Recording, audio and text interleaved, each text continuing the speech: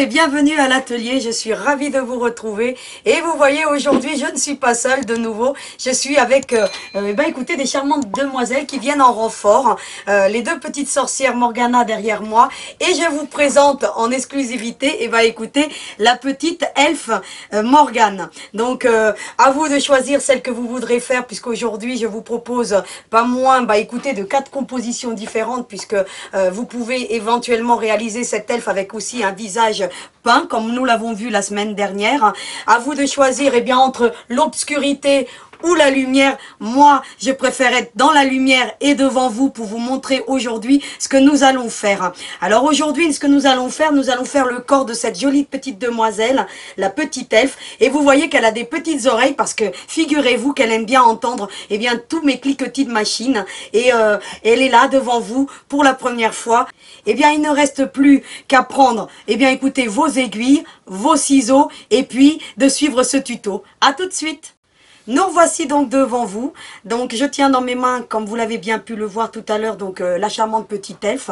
Alors vous pourrez réaliser avec le même patron, écoutez, comme je vous l'ai dit, 4 compositions différentes. Pourquoi 4 compositions? Écoutez, une sorcière avec le visage peint, une autre avec le visage brodé et 2 elfes bien entendu avec des visages identiques. Donc vous ferez votre choix en sachant que dans le patron vous aurez toutes les compositions et tous les dérivés que vous pourrez donc faire.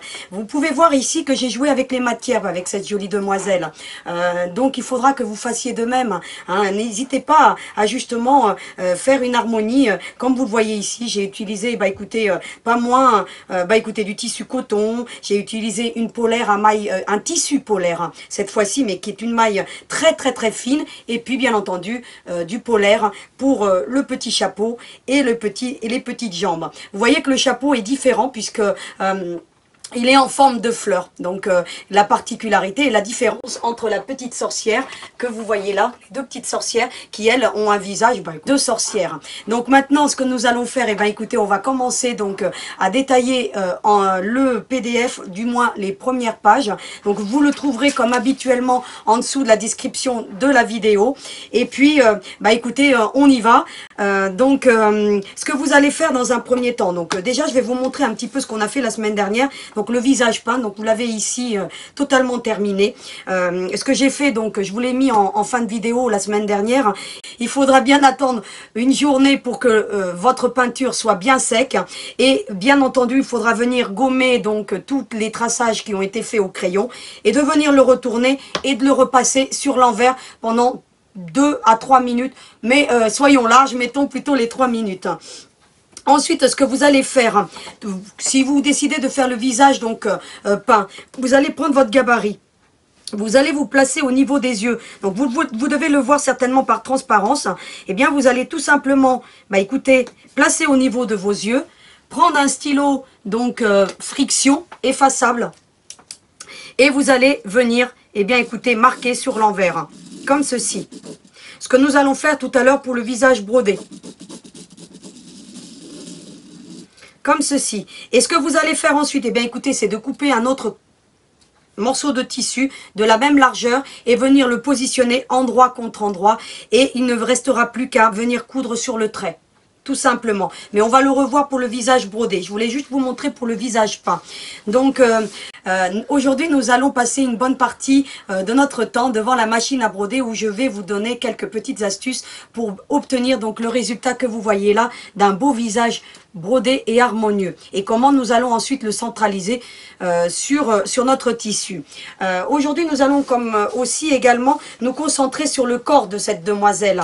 Alors le corps, il est tout simple. Donc j'ai déjà préparé tous les éléments pour qu'on gagne du temps sur la partie broderie justement. Alors ce que vous allez voir, vous allez avoir donc une première partie qui s'intitule donc le corps. Alors le corps, qu'est-ce que j'ai fait? J'ai tout simplement coupé 2 petits morceaux de tissu. Je suis venue sur l'envers. Toujours, on travaille toujours sur l'envers. Donc vous allez les reproduire sur du carton. Donc ça, je vais me répéter, mais bon, ça vous facilitera le travail. Vous allez tout simplement venir, écoutez, le placer sur l'envers de votre tissu, sur un petit morceau de tissu. Vous allez tracer avec un stylo effaçable à chaud. Et puis vous allez venir coudre. Alors, je les ai déjà cousus, donc pour qu'on gagne justement du temps, comme je vous l'ai dit tout à l'heure. Vous allez venir coudre cette partie-ci avec un point serré à 1,90 et cette partie-ci. Et vous allez cette partie-ci non cousue et non cousue. Comme je vous l'ai marqué dans le PDF, ouvert, ouvert. Ça veut dire qu'on ne coupe pas. Ça veut dire qu'on coupe donc les deux latérales. Et vous allez mettre donc, bien entendu, endroit contre endroit. Hein. Et vous réservez cette partie-ci. Nous allons ensuite nous concentrer sur le bras. Alors, il faut que je trouve ces petites mimines. Pareil, de la même manière, vous allez reproduire votre gabarit donc sur une base cartonnée. Vous allez le reproduire 2 fois, parce qu'elle a 2 bras pour faire des câlins, c'est beaucoup mieux. Et donc, vous le reproduisez donc 2 fois. Vous allez faire le traçage, vous allez bien reproduire donc les marquages et vous allez coudre tout ce contour-ci avec un point serré à 1,90 et laisser cette partie ouverte. Et vous faites la même chose pour le second bras. Et vous réservez cette partie-ci.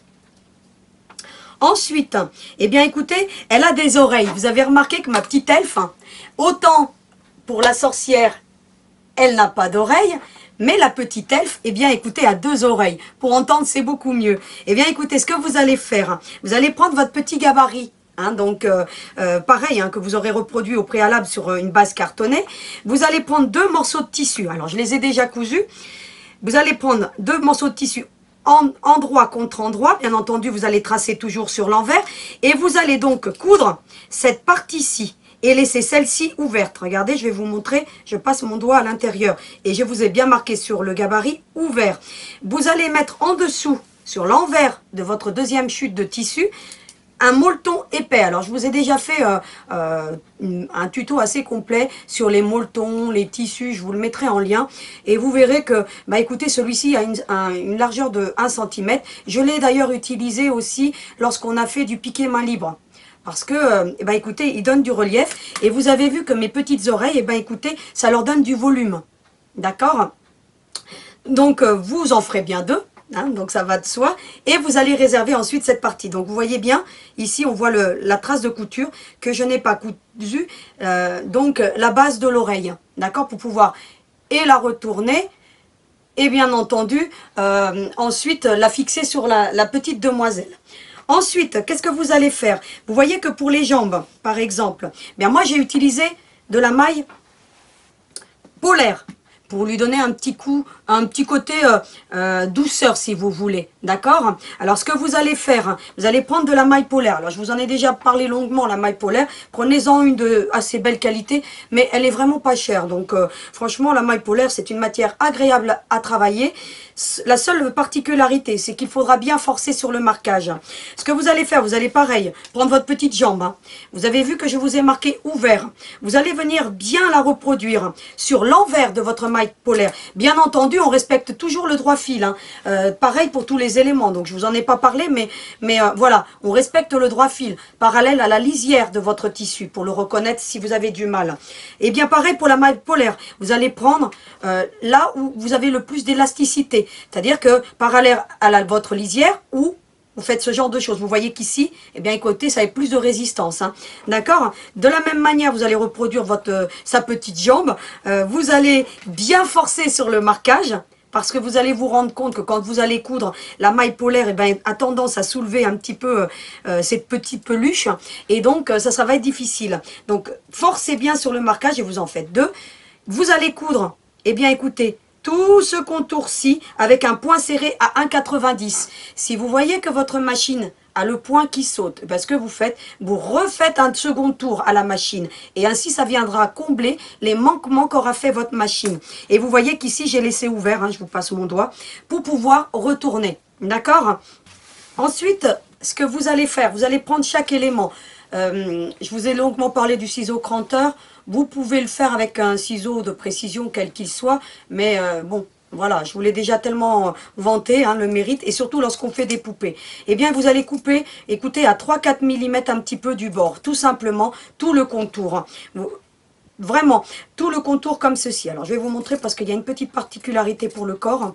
Eh bien, écoutez, je vais le faire devant vous, comme ça vous allez comprendre où je veux en venir. Alors, on coupe déjà. Alors faites attention aux ciseaux cranteurs, ce sont des ciseaux qui sont moins malléables que les autres. Hein. Et puis on peut se faire mal, vous voyez, moi j'en viens même à avoir des ampoules, hein, tellement on force avec le ciseau cranteur. Hein. Donc vraiment à manipuler avec précaution. Et ici, sur la base, la partie qui est ouverte, eh bien écoutez, vous allez couper le long du trait, tout simplement comme ceci. Vous allez faire la même chose pour la base du cou de la poupée. Vous allez couper le long du trait. Vous voyez qu'ici, je vais vous le mettre à plat pour que vous voyez bien. J'ai coupé à 3-4 mm sur les latérales et je suis venu couper le long du trait et sur la base et sur le haut du cou. Je vais faire la même chose pour les oreilles. Alors je vais vous en couper une. Eh bien écoutez, pareil, je viens couper comme ceci. Voilà. Et je viens couper le long du trait sur la partie qui était ouverte. Comme ceci. Alors vous aurez à faire ça pour les deux. D'accord? Pour le bras, bah, c'est tout simple. Eh bien vous allez tout simplement découper tout le contour. Donc là, ça n'a rien de compliqué. Vous suivez votre ligne de couture et bien entendu, on viendra ensuite effacer le marquage. Hein, c'est très important. Alors voilà. Comme ceci. Et vous ferez la même chose pour l'autre bras. Pour la jambe, eh bien écoutez, vous allez longer les parties qui sont cousues. Alors vous voyez que je continue à utiliser mon cranteur, mais là, en l'occurrence, vous pourriez prendre un ciseau de précision parce qu'il y a beaucoup d'épaisseur et le cranteur, eh bien c'est difficile hein, donc à couper. Hein, mais moi, je préfère l'utiliser même quand il y a de la résistance. Donc voilà. Donc vous allez longer donc le long de la couture, comme ceci. Et vous allez ensuite, eh bien écoutez, longer le trait. À partir du moment où il y a des ouvertures, on longe toujours le trait, comme ceci. Alors je vous montre tous les éléments pour que vous voyez bien. Donc, hors caméra, je viendrai couper les autres. À partir du moment où je vous ai marqué qu'il y avait des ouvertures, c'est-à-dire que sur le gabarit, vous le voyez ici, il y a marqué ouvert et ouvert, je viens longer le trait pour découper. À partir où je ne mets rien, vous coupez tout simplement tout le contour. Alors, il y a ouvert ici, mais on découpe tout le contour. D'accord? Ça, cette ouverture, ce sera pour retourner. Et pour, bien entendu, venir rembourrer donc le bras. Ensuite, eh ben, pour la jambe, de la même manière, hein, j'ai coupé le long du trait. C'est-à-dire que je suis venue couper tout le contour et j'ai longé le trait ensuite. Ce que vous allez faire ensuite, eh bien écoutez, c'est prendre votre petit fer à repasser et venir enlever toutes les traces de marquage. Donc, vous ferez la même chose une fois que vous aurez coupé la tête. Vous viendrez enlever tous les traits de marquage. C'est très important pour que vous puissiez, donc je vais vous le montrer, pour que vous puissiez avoir un aspect harmonieux à votre poupée. Si vous n'effacez pas les traits de marquage que vous aurez fait avec un stylo friction ou un stylo effaçable à chaud, eh bien, ils vont apparaître sur l'envers. Vous voyez que là, même au niveau de mon bras, on ne voit strictement rien. Pourquoi? Parce que j'ai effacé les traits de marquage. Donc, hors caméra, ce que je vais faire, hein, je vais venir découper le restant des éléments. Je vais commencer à rembourrer les bras. Je vais vous donner quelques petites astuces ensuite. Et puis, je reviens vers vous. Alors, à tout de suite. Hors caméra, ce que j'ai fait, donc, bah écoutez, j'ai retourné les bras. Je suis venue ensuite bien les rembourrer, donc j'ai bien tassé de façon à obtenir, eh bien écoutez, hein, on dirait, vous savez, un embout de parapluie, je sais pas si vous le manche du parapluie, mais c'est ce qui fait la particularité de cette poupée, on a l'impression, bah écoutez, qu'elle a les bras vers l'intérieur, hein, donc ce qui lui donne un petit côté charme. Donc c'est un modèle différent. Voilà ce qu'on obtient une fois qu'on a rembourré les bras. Donc ils sont plutôt mimi, hein, je pense qu'il manquerait plus que, bah écoutez, le chapeau du parapluie. C'est bon, hein, on va pouvoir chanter sous la pluie. Et bien pareil pour la jambe. Eh bien écoutez, je suis venue la rembourrer. Donc je vais en faire une devant vous pour que vous voyez un petit peu comment j'ai procédé. J'ai pris donc mon petit embout, bah écoutez, si vous avez fait le vôtre, donc avec la seringue, ça va très bien. Je l'ai embouti donc à l'intérieur de la jambe, comme ceci. Et je suis venue avec de la ouate de rembourrage. Donc la ouate, je ne vais pas vous en reparler parce que j'en ai parlé suffisamment. Et puis je suis venue tout simplement, bah écoutez, bien l'appliquer. On commence toujours par appliquer notre ouate bien au fond. J'ai fait la même chose pour le bras, hein. Donc c'est pour ça que je l'ai fait hors caméra, pour qu'on gagne un petit peu de temps. D'autant plus que le procédé est le même. Ce que vous allez faire, vous allez en mettre un petit peu. Puis ensuite, vous allez prendre... Bah écoutez, je vous en ai longuement parlé. Vous avez ce genre d'appareil et vous allez venir tasser. C'est très important de venir tasser la ouate de façon à ce qu'elle soit bien comprimée et qu'on chasse l'air. Donc, pour qu'on puisse obtenir, si vous voulez, quelque chose de ferme. Je vous avais expliqué que qu'une poupée devait être remplie de façon ferme et homogène, parce que dans le temps, la ouate, eh ben, écoutez, perd de son élasticité et à l'usage, une poupée peut devenir un peu plus molle. D'accord? Donc, ce que vous faites, bah, écoutez, vous remplissez bien. Comme ceci, comme je le fais là. De temps en temps, bah écoutez, on enlève et puis on vient bien tasser. Alors on fait attention de ne pas trop faire de pression pour ne pas justement déchirer votre ouvrage. D'accord? D'où l'importance de bien limer lorsque vous aurez fait la fente pour pas que ça vienne donc justement déchirer la petite jambe de la demoiselle. Eh bien écoutez, je continue comme ceci.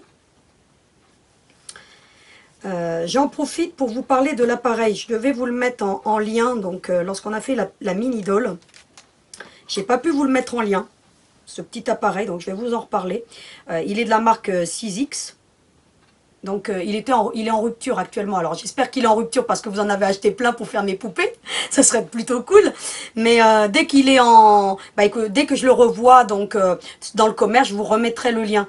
D'accord? Mais je vais vous donner une autre alternative. Parce que je ne vais pas vous laisser comme ça. C'est pas parce qu'il est en rupture que je vais vous laisser justement en plan. Alors je vais vous présenter un autre petit appareil que j'ai utilisé moi. Pour celles qui connaissent.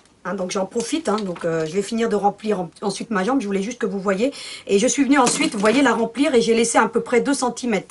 D'accord, j'ai bien tassé. Alors vous voyez que ça fait un petit peu débourlé, mais c'est pas grave parce que après, une fois qu'on l'aura fixé au corps, donc on va y aller tout à l'heure dans la partie machine, donc vous allez les tordre comme ça dans tous les sens. De façon à ce que on puisse ensuite obtenir quelque chose de lisse comme vous le voyez là. Donc voilà, donc vous y allez, vous passez vos nerfs dessus. C'est un bon anti-stress. Donc voilà. Mais vous voyez, allez, on y va. Donc vous verrez que ça viendra se mettre ensuite en place. Donc moi je voulais donc vous parler un petit peu de cette alternative puisque je vous ai dit qu'il était en rupture. Alors voilà, mais voilà, idéalement dès que je le revois, je vous en toucherai 2 mots. Mea culpa, je pensais qu'il était toujours dispo, mais voilà. Donc il existe, je vous ai déjà parlé du quilling. Donc celui-là je ne l'ai même pas encore déballé pour vous dire.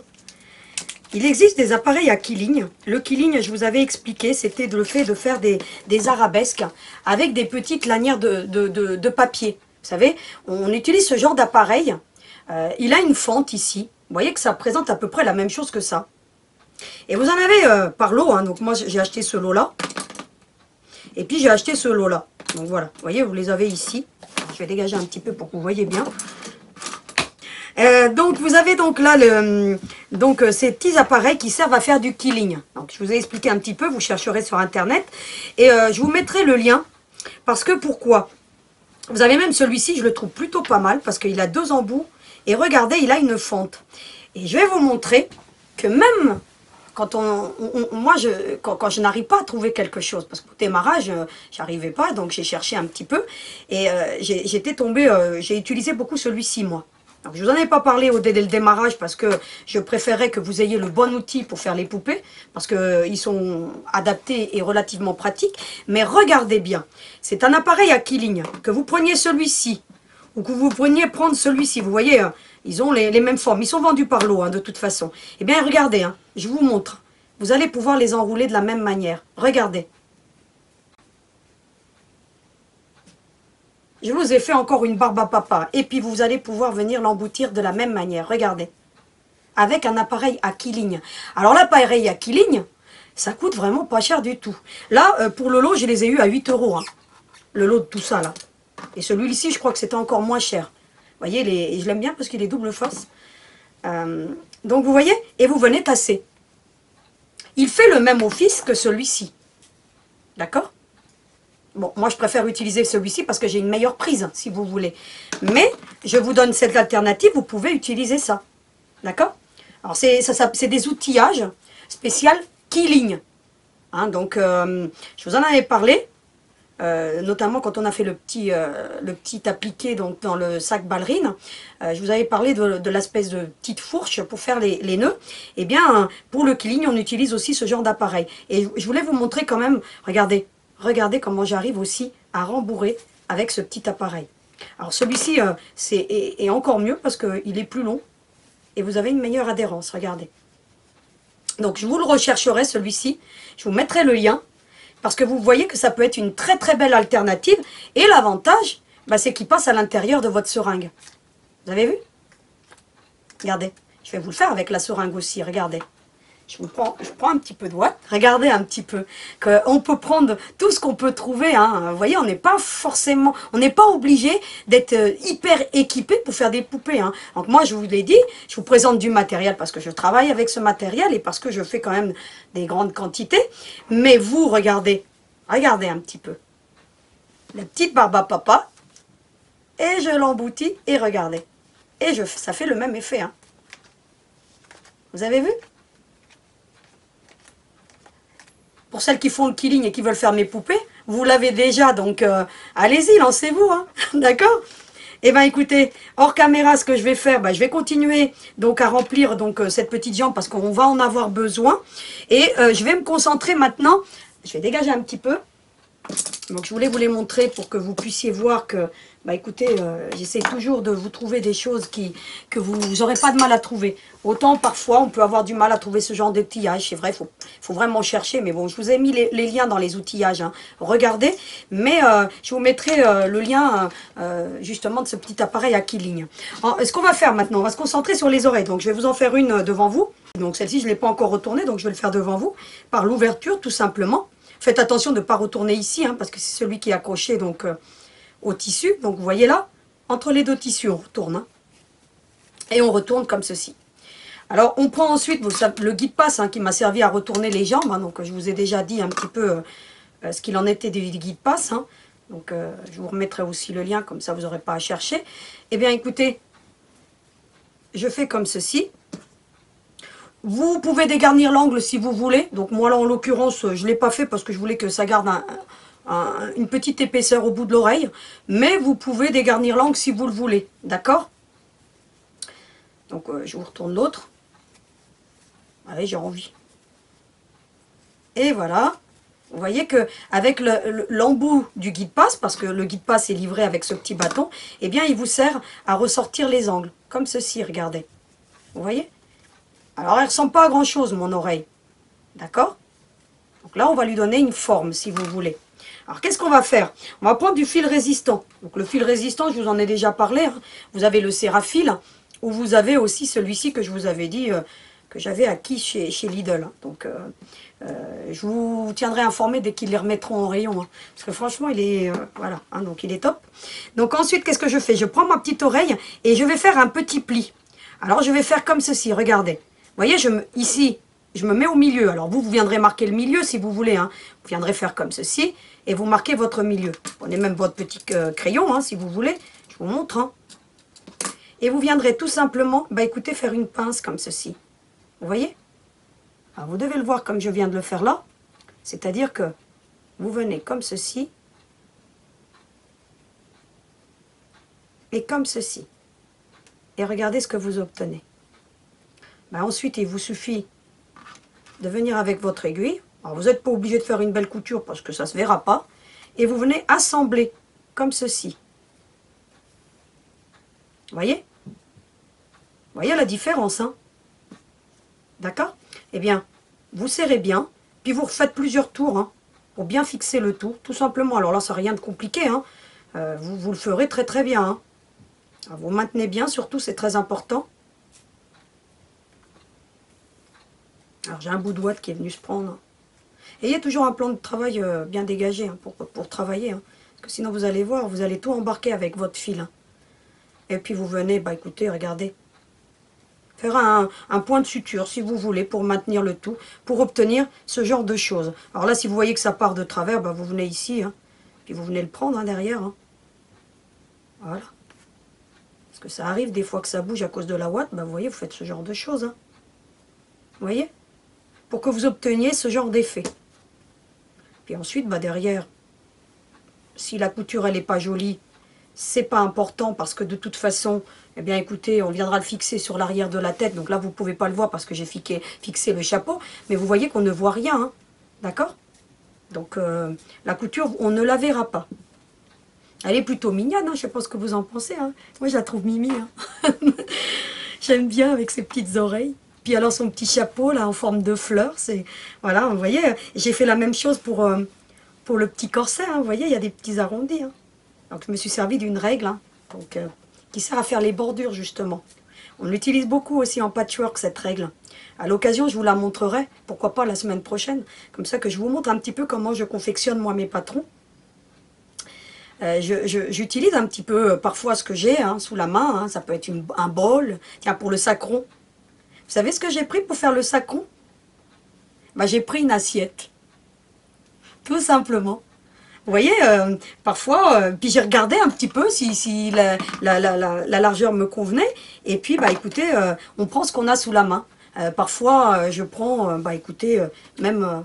Voilà, ce genre de choses. Regardez, vous pouvez faire des petits ronds. Enfin bref, je vous montrerai un jour comment je fais un petit peu mes petits patrons. Donc voilà ce que j'ai obtenu donc, pour l'oreille. Donc il faudra faire l'autre, bien entendu. Et donc, maintenant, ce qu'on va faire, eh ben, écoutez, vous allez me suivre dans la partie couture, hein, parce qu'il va falloir qu'on assemble les jambes. Parce que pour les jambes, il y a une technique particulière. Vous voyez que j'ai pas rempli le corps. Et j'ai pas rempli le corps, justement, parce que je vais vous montrer. Donc là, il suffit juste de le retourner. Je vous montre un petit peu déjà comment je vais procéder.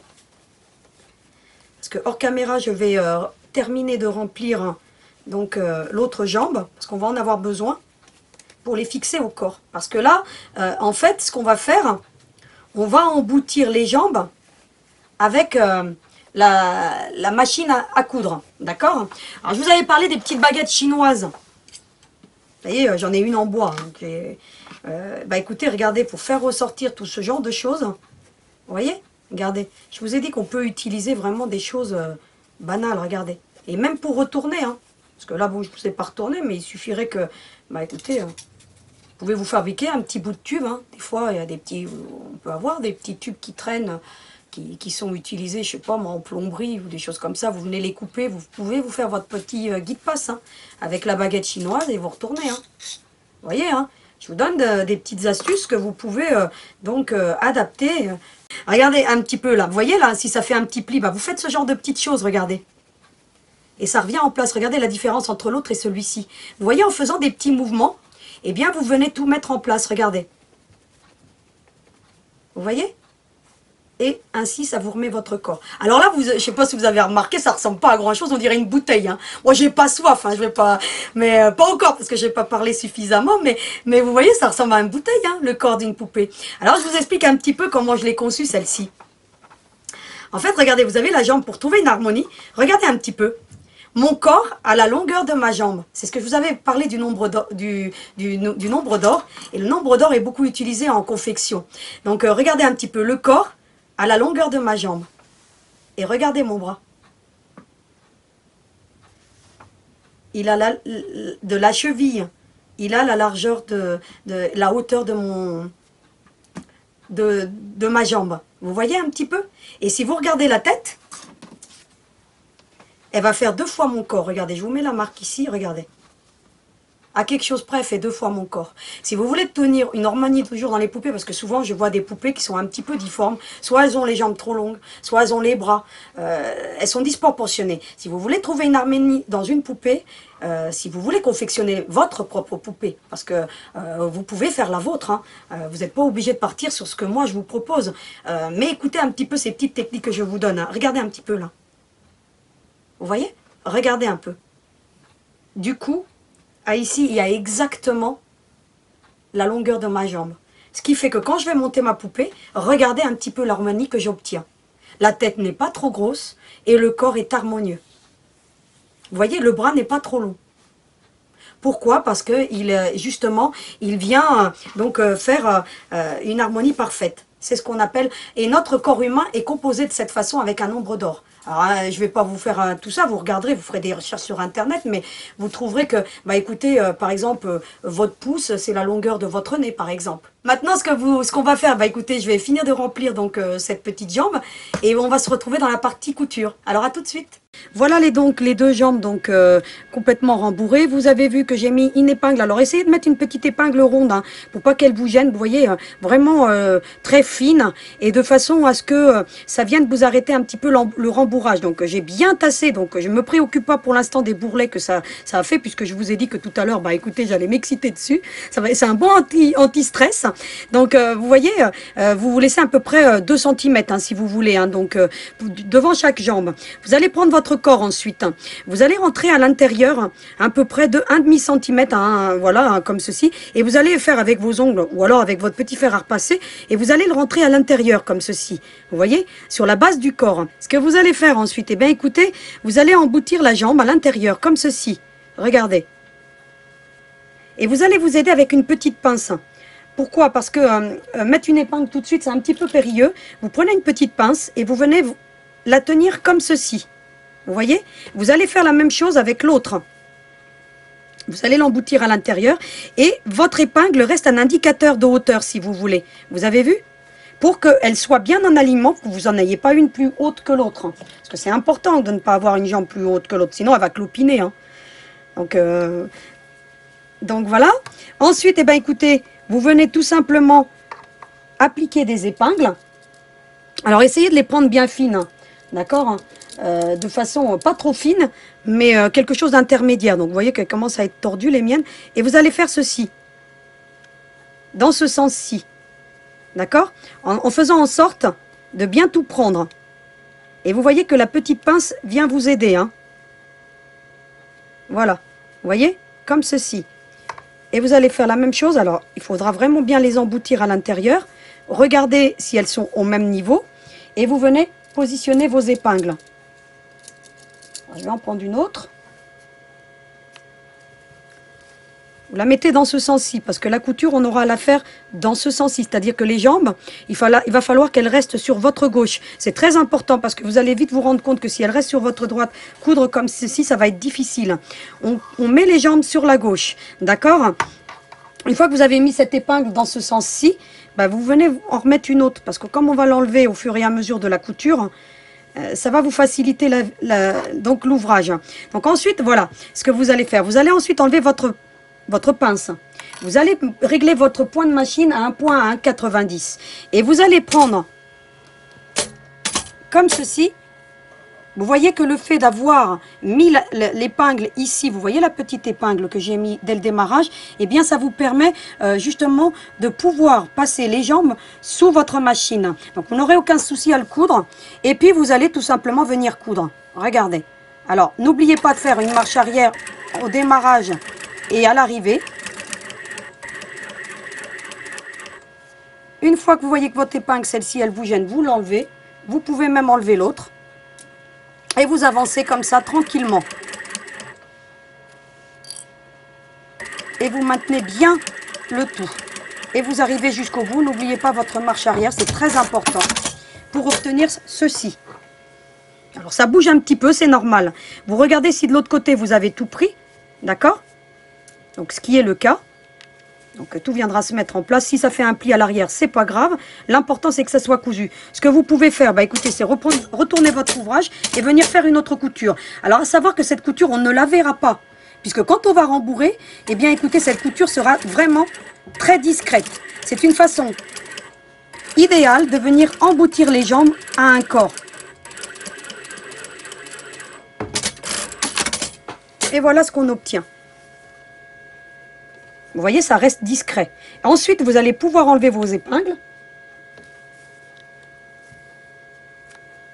Et vous allez lui faire, allez, on va faire un peu de torture à notre poupée. Et vous allez venir, bah écoutez, remonter votre ouate. Et vous allez voir que plus vous allez la malaxer, d'accord? Vous allez passer vos nerfs dessus, hein?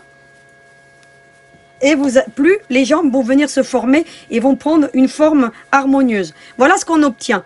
Donc qu'est-ce qu'il nous restera à faire? Bah écoutez, de venir emboutir toute la ouate par l'ouverture pour bien venir donc remplir le corps. Donc ça, je vais le faire hors caméra parce que ça n'a aucun intérêt.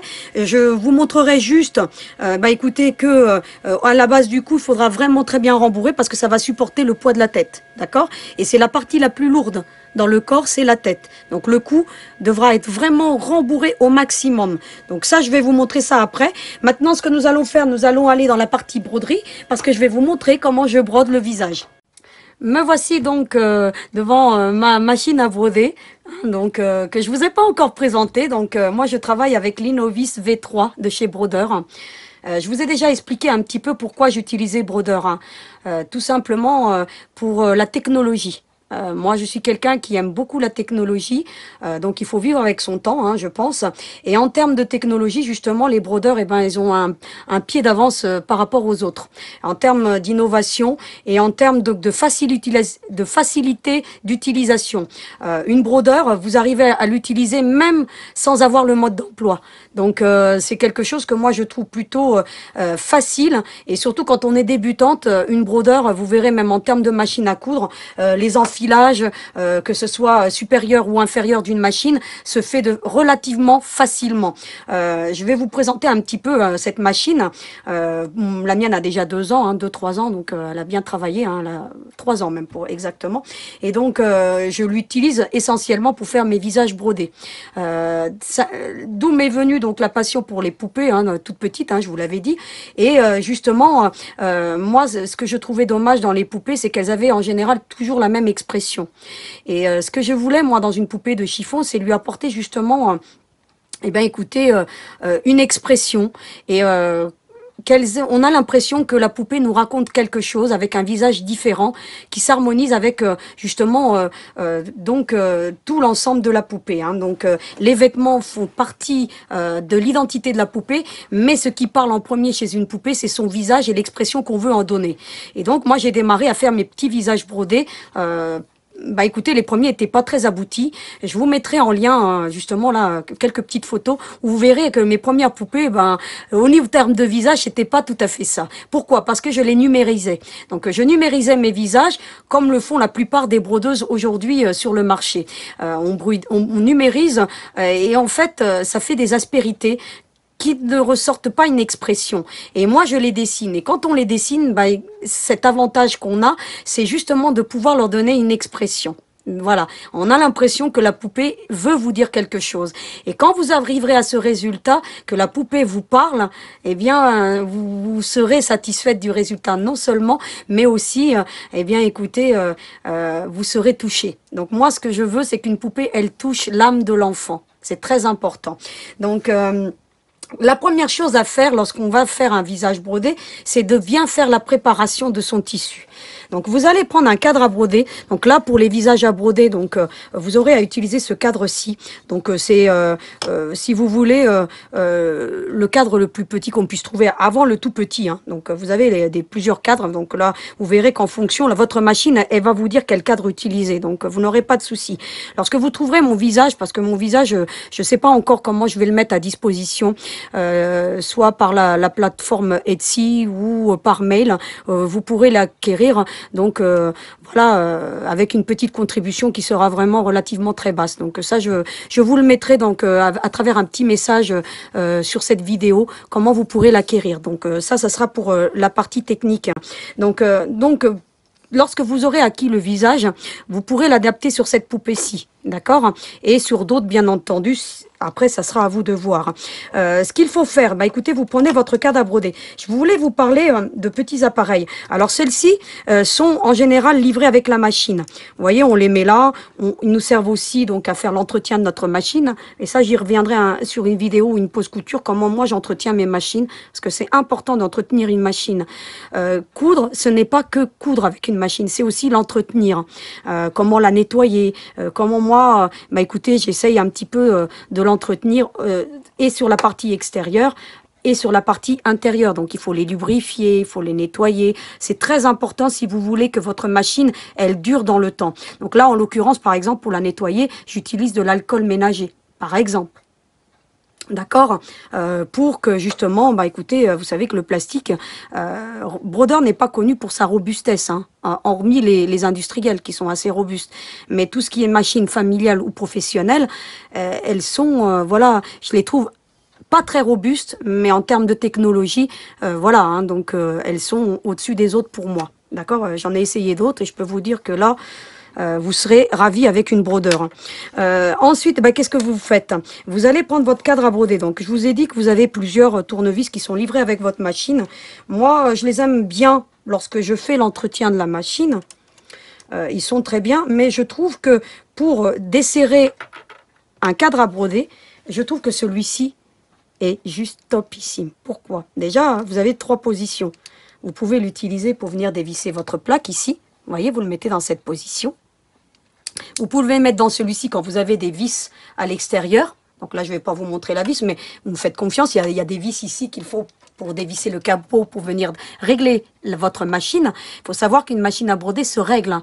Donc moi, il arrive parfois, quand on fait des essais, qu'on tire trop et qu'on ait mal travaillé son visage, ça tire et ça vous dérègle votre machine. Donc il y a ici une petite molette qu'il faut venir avec le tournevis pour venir justement. Donc il est multifonction, ce petit appareil.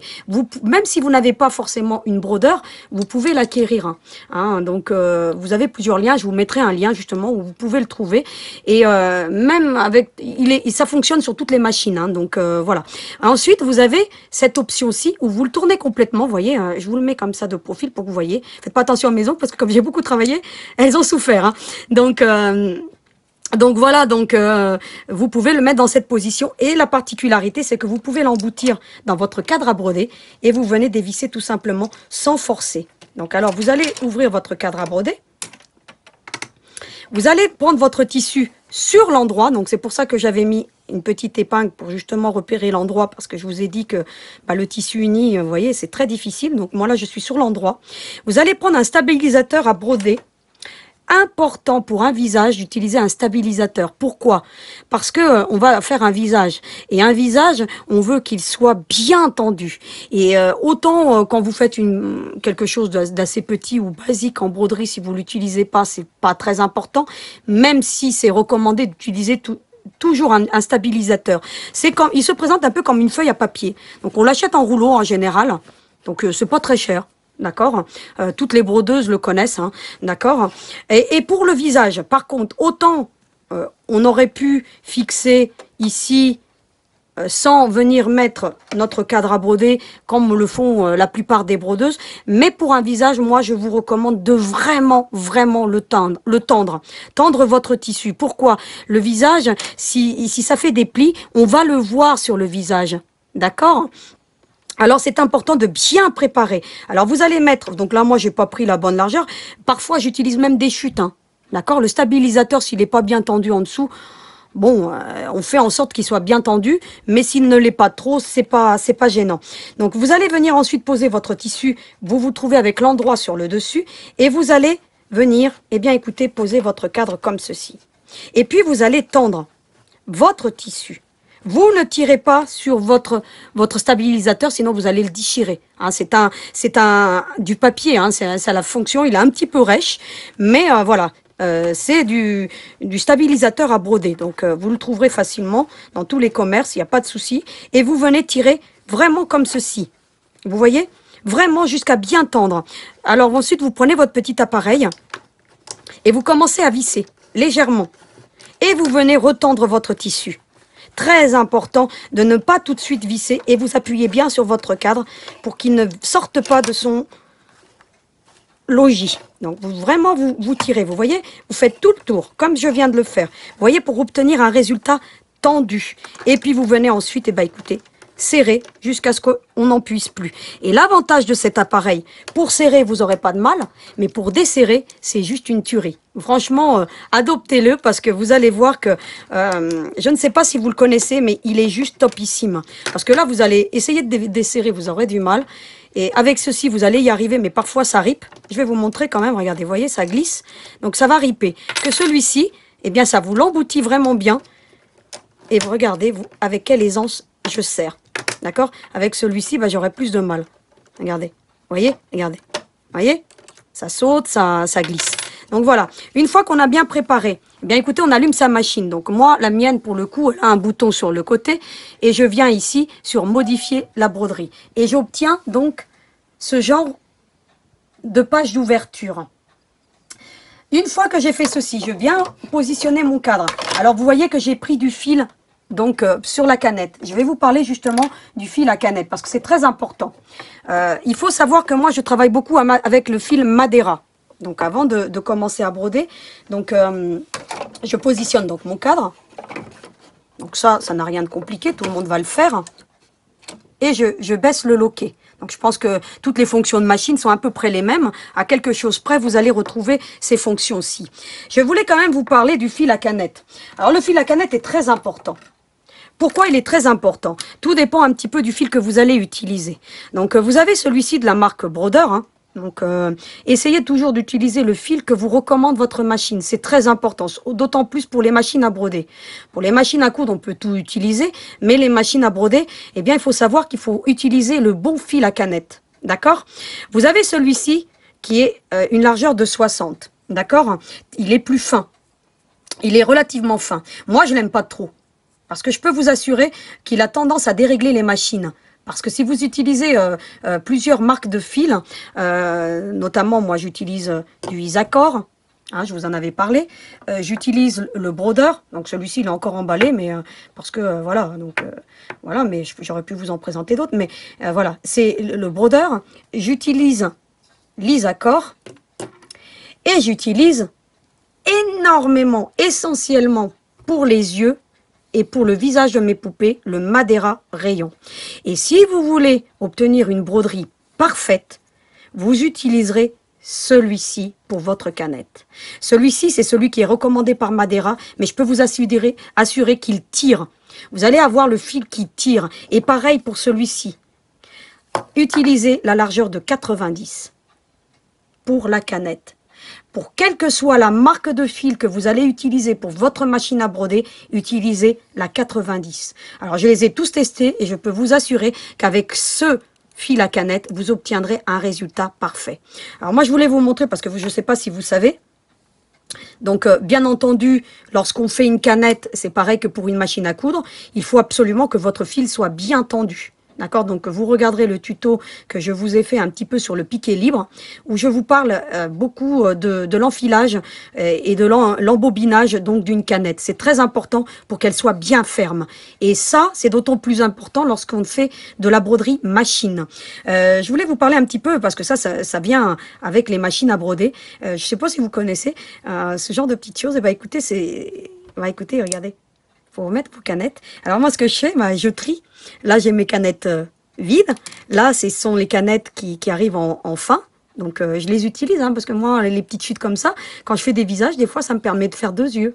Puis, je viens remplacer. Donc là, moi, j'en ai mis une pleine, mais voyez ce qu'on peut obtenir. Et puis, ayez toujours des canettes d'avance de préparer. C'est très important. Donc là, ça, c'était vraiment pour la petite astuce, pour que vous puissiez toujours avoir, donc... toujours des canettes d'avance, hein, préparées. Parce que si ça vous arrive en cours, autant, voilà, autant avoir. Donc, voilà les marques qui existent un petit peu sur le marché. Il en existe d'autres, d'accord? Il existe aussi du fil bas de gamme. Je vous le recommande pas trop. Dans une machine à broder, prenez du fil de qualité. C'est très important, sinon vous allez dérégler votre machine. Parce que moi, au démarrage, comme tout un chacun, j'utilisais du fil, écoutez, des gros lots de fils. J'ai fini par les garder pour faire du piqué main libre ou pour faire des points décoratifs avec ma machine à coudre. Mais pour la machine à broder, il faut de la marque. Alors, le Madeira n'est pas trop recommandé pour les machines brodeurs. Il a tendance à casser. C'est vrai.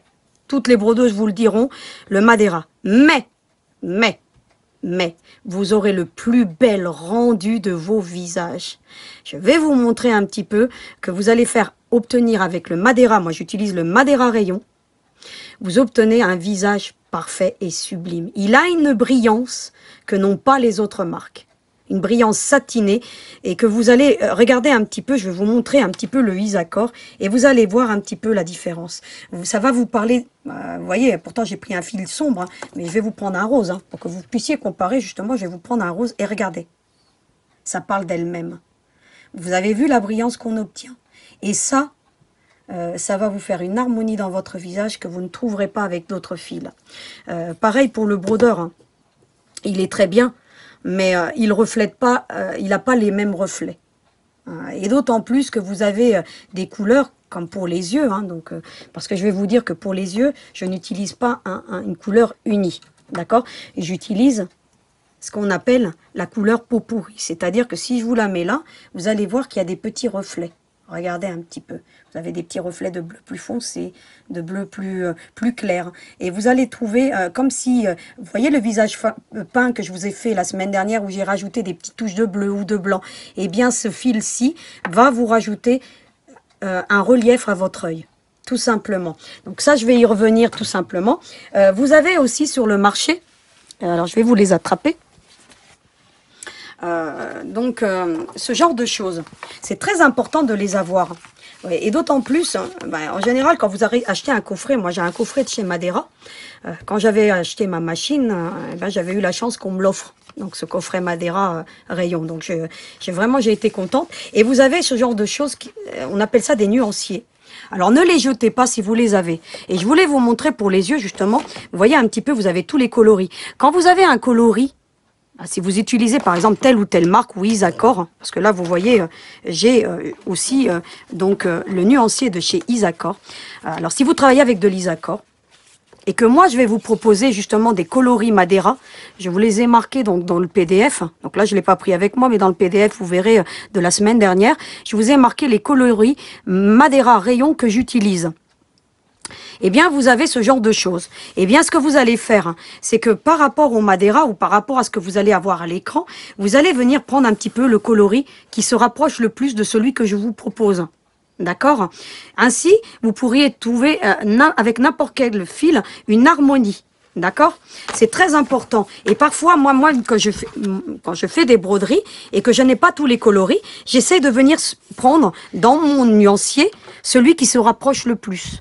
Donc les nuanciers sont importants, d'accord? Donc si vous les avez, conservez-les bien précieusement parce que ça va vous permettre de trouver la couleur qui se rapproche le plus de ce que vous voulez obtenir, d'accord? Donc j'en ai terminé donc avec cette partie des fils. On va maintenant se concentrer sur mon écran, l'écran de mon PC. Donc alors vous voyez, moi je travaille avec un PE Design 10. Alors j'ai pas encore le 11, il existe déjà le 11. Je l'ai pas acquéri parce que bon, il est quand même relativement cher. Et j'ai travaillé aussi avec le 8. Le 8, je l'ai vite abandonné. Pourquoi? Parce qu'il est compliqué à utiliser. Et c'est vrai qu'en termes de technologie, je vous le disais, brodeurs ont énormément évolué, surtout au niveau du logiciel. Le logiciel est facile à utiliser. Donc je ne vais pas y venir complètement aujourd'hui, mais je vous ferai un jour prochain une pause couture assez détaillée sur la broderie machine. Voilà comment j'ai travaillé mon visage. Vous l'avez là à l'écran. Comment se présente donc ce logiciel? Vous avez plusieurs utilisations. Vous avez ici par exemple la fonction sélectionner qu'on utilise énormément. Vous avez ici donc sur votre gauche tout ce qui compose le visage de ma poupée. Vous avez ici par exemple le bleu. J'ai commencé par dessiner le bleu. D'accord? Si vous regardez le bleu, je vais vous faire une simulation tout à l'heure de broderie, parce que je fais toujours des simulations à l'informatique pour voir si tout vient bien se cadrer en termes de coloris. Eh bien, je l'ai fait légèrement grossier, d'accord? Et je suis venue ensuite combler la perfection de mon bleu avec mon blanc. Alors je vais vous le montrer ici parce que vous avez ici des fonctions. Celle-ci vous sert à travailler votre broderie. C'est-à-dire que si vous venez sélectionner donc votre bleu, vous allez obtenir ce genre de choses. Avec des flèches de direction, c'est-à-dire que je donne un sens de direction à ma broderie. Et vous avez ici, donc là je ne vais pas y toucher, mais vous, parce que mon visage est déjà travaillé, c'est avec ceci que je viens jouer donc mes arrondis. Je vais vous le montrer un peu sur le blanc, vous allez mieux comprendre. C'est-à-dire que le blanc, il est ici. Vous voyez ce que j'obtiens. Vous voyez qu'ici, j'ai déjà tombé. Regardez si je bouge. Ici, je ferai ensuite un CTRL Z pour revenir en arrière. Hein. Et si je fais ci, regardez comment ça l'allonge. Et c'est avec ce genre de choses que moi, je viens travailler mon œil. Vous voyez, regardez. Voilà ce que j'obtiens. Donc je vais faire un CTRL Z. Il faut savoir qu'en informatique, pour revenir en arrière, on fait un CTRL Z où on utilise la petite flèche qui est ici. D'accord? Donc moi, je connais relativement bien les raccourcis du clavier parce que bon, c'était mon métier. Hein. Donc je vous fais un CTRL Z et regardez, je vais venir remettre tout en place avec mon CTRL Z. Où je peux utiliser éventuellement la flèche qui est ici. Donc alors, je vais vous le rallonger pour que vous voyez que ça fonctionne aussi. Regardez un petit peu, je l'ai allongé ici et je viens sur la petite flèche et mon ouvrage revient à l'identique. Ensuite, vous avez les flèches de direction. Alors, elles servent à quoi? Les flèches de direction servent à donner un sens de broderie. C'est-à-dire que si je la bouge ici, vous allez voir que ça change. Vous avez dû voir que ça change. D'accord? Donc, regardez un petit peu. Vous voyez? Alors, on peut en rajouter, on peut en supprimer, on peut faire un petit peu tout ce qu'on veut. Moi, je vous l'ai dit, je pars sur un dessin lorsque je dessine. Lorsque je veux dessiner sur informatique. Donc vous voyez, et ensuite, eh bien écoutez, je viens tout simplement, écoutez, je grossis au maximum mon œil pour pouvoir ensuite le travailler tout simplement. Vous voyez qu'ici, je vous ai laissé l'ancienne marque de travail, de marquage. Vous voyez comment était composé mon œil. Vous avez des petits ici, je ne sais pas si vous avez remarqué, des petits pointillés. Eh bien mon œil, il descendait plus bas, à l'origine. Vous voyez, il était très mal dessiné, hein. Donc, on ne voit pas tout à fait encore parce que ça a été masqué par le noir ensuite. Mais à l'origine, mon œil était vraiment très mal dessiné. D'accord? Donc voilà comment moi je travaille. Donc je reviendrai plus en détail, mais là ce n'est pas le but de vous montrer. Je voulais quand même vous montrer une petite simulation pour que vous voyez un petit peu comment j'en suis arrivé après ce résultat final. Bien entendu, ici vous avez des réglages de largeur de points. Alors les points que j'utilise pour la broderie, ce sont, je vais vous les montrer pour que vous voyez bien, donc je vais sélectionner, pour que vous voyez, le point de remplissage, pour tout ce qui est partie de l'œil, vous voyez ici, vous le voyez ici pour le bleu, pour le blanc, pour la bouche, ce sont, pour les sourcils, ce sont des points de remplissage, d'accord? Lorsque je fais des contours, comme ici le nez par exemple, c'est un point zigzag. Pour faire un visage, quel qu'il soit, on utilise ces deux points. Si vous voulez vous lancer dans le dessin informatique pour faire vos visages de poupée, utilisez le point de remplissage et le point zigzag. Ensuite, vous jouez avec les largeurs. Vous voyez que par exemple, ici pour le nez, j'ai utilisé une largeur de point de 1,7 mm. D'accord? J'aurais pu le faire plus gros. Regardez, si je sélectionne ici, ça va le grossir ici. Regardez un petit peu. Regardez, vous allez le voir grossir. Regardez. Vous voyez? Vous le voyez grossir. Vous voyez qu'il est plus gros là que là. Vous voyez? Eh bien, vous jouez avec les largeurs.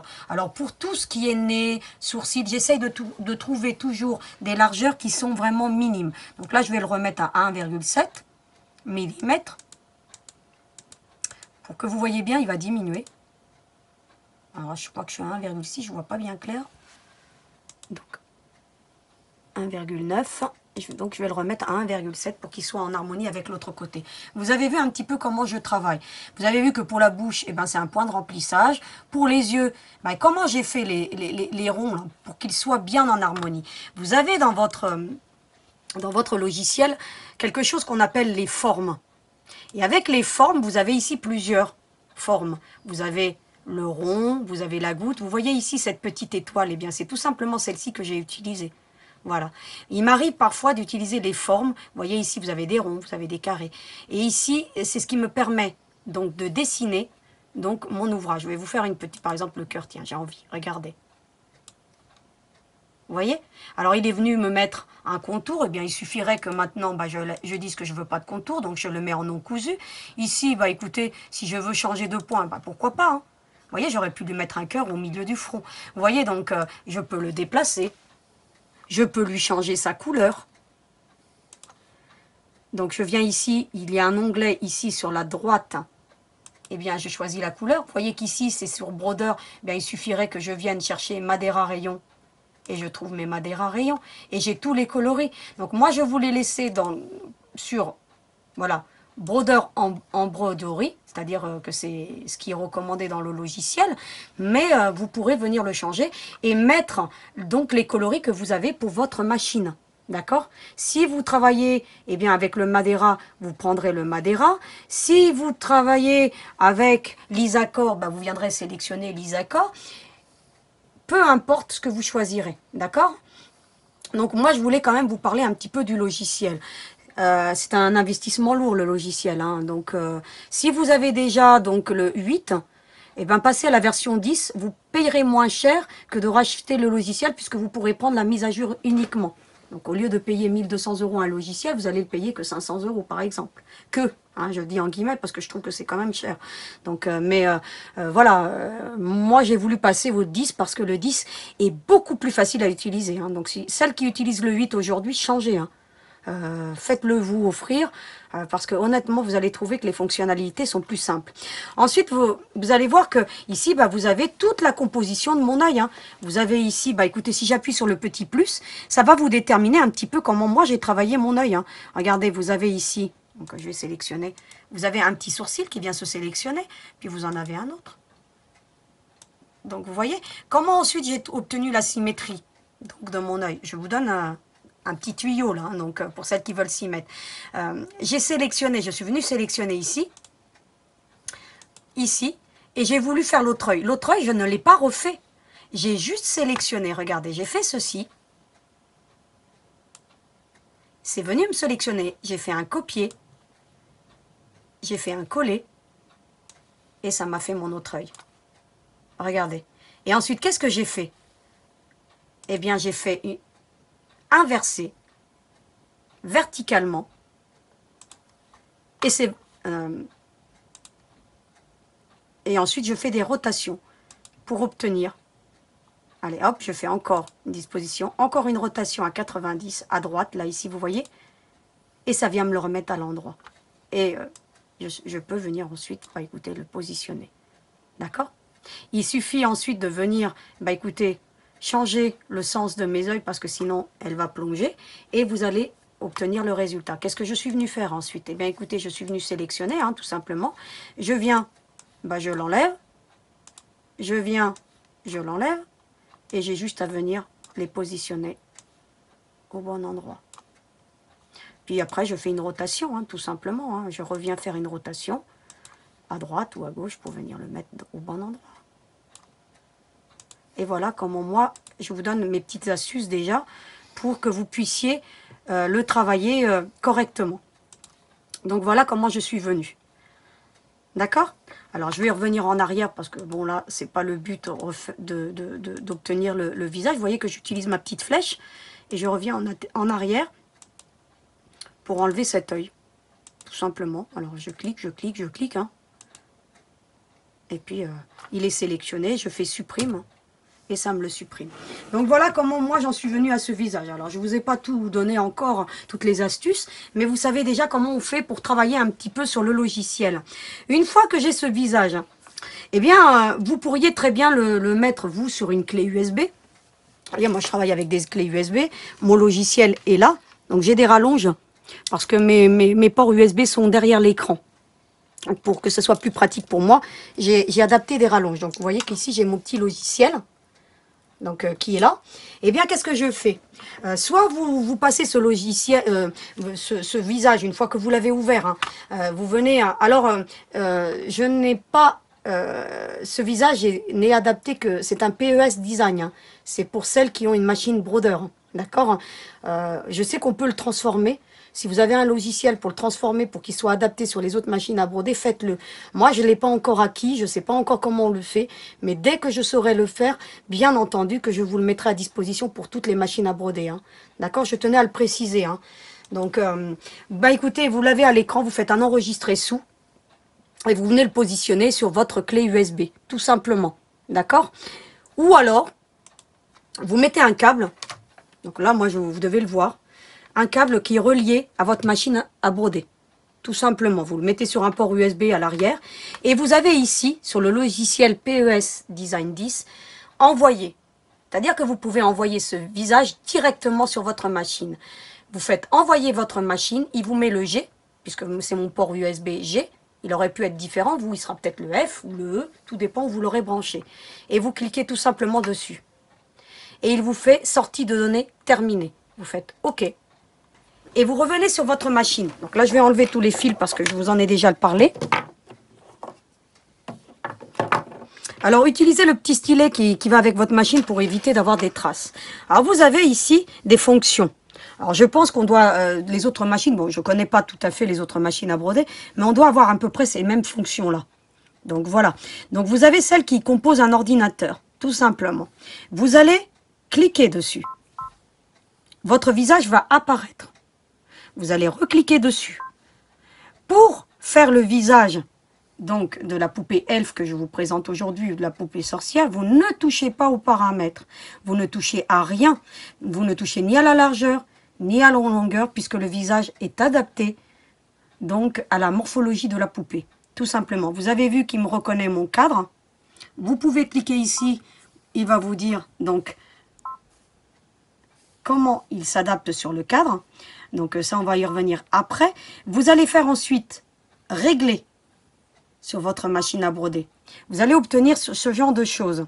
Ce que vous allez faire ensuite, vous allez passer dans la partie broderie. C'est-à-dire que vous ne touchez à aucun paramètre. Si vous voulez l'agrandir pour mettre sur d'autres poupées, pourquoi pas, vous utiliserez cette fonction-ci.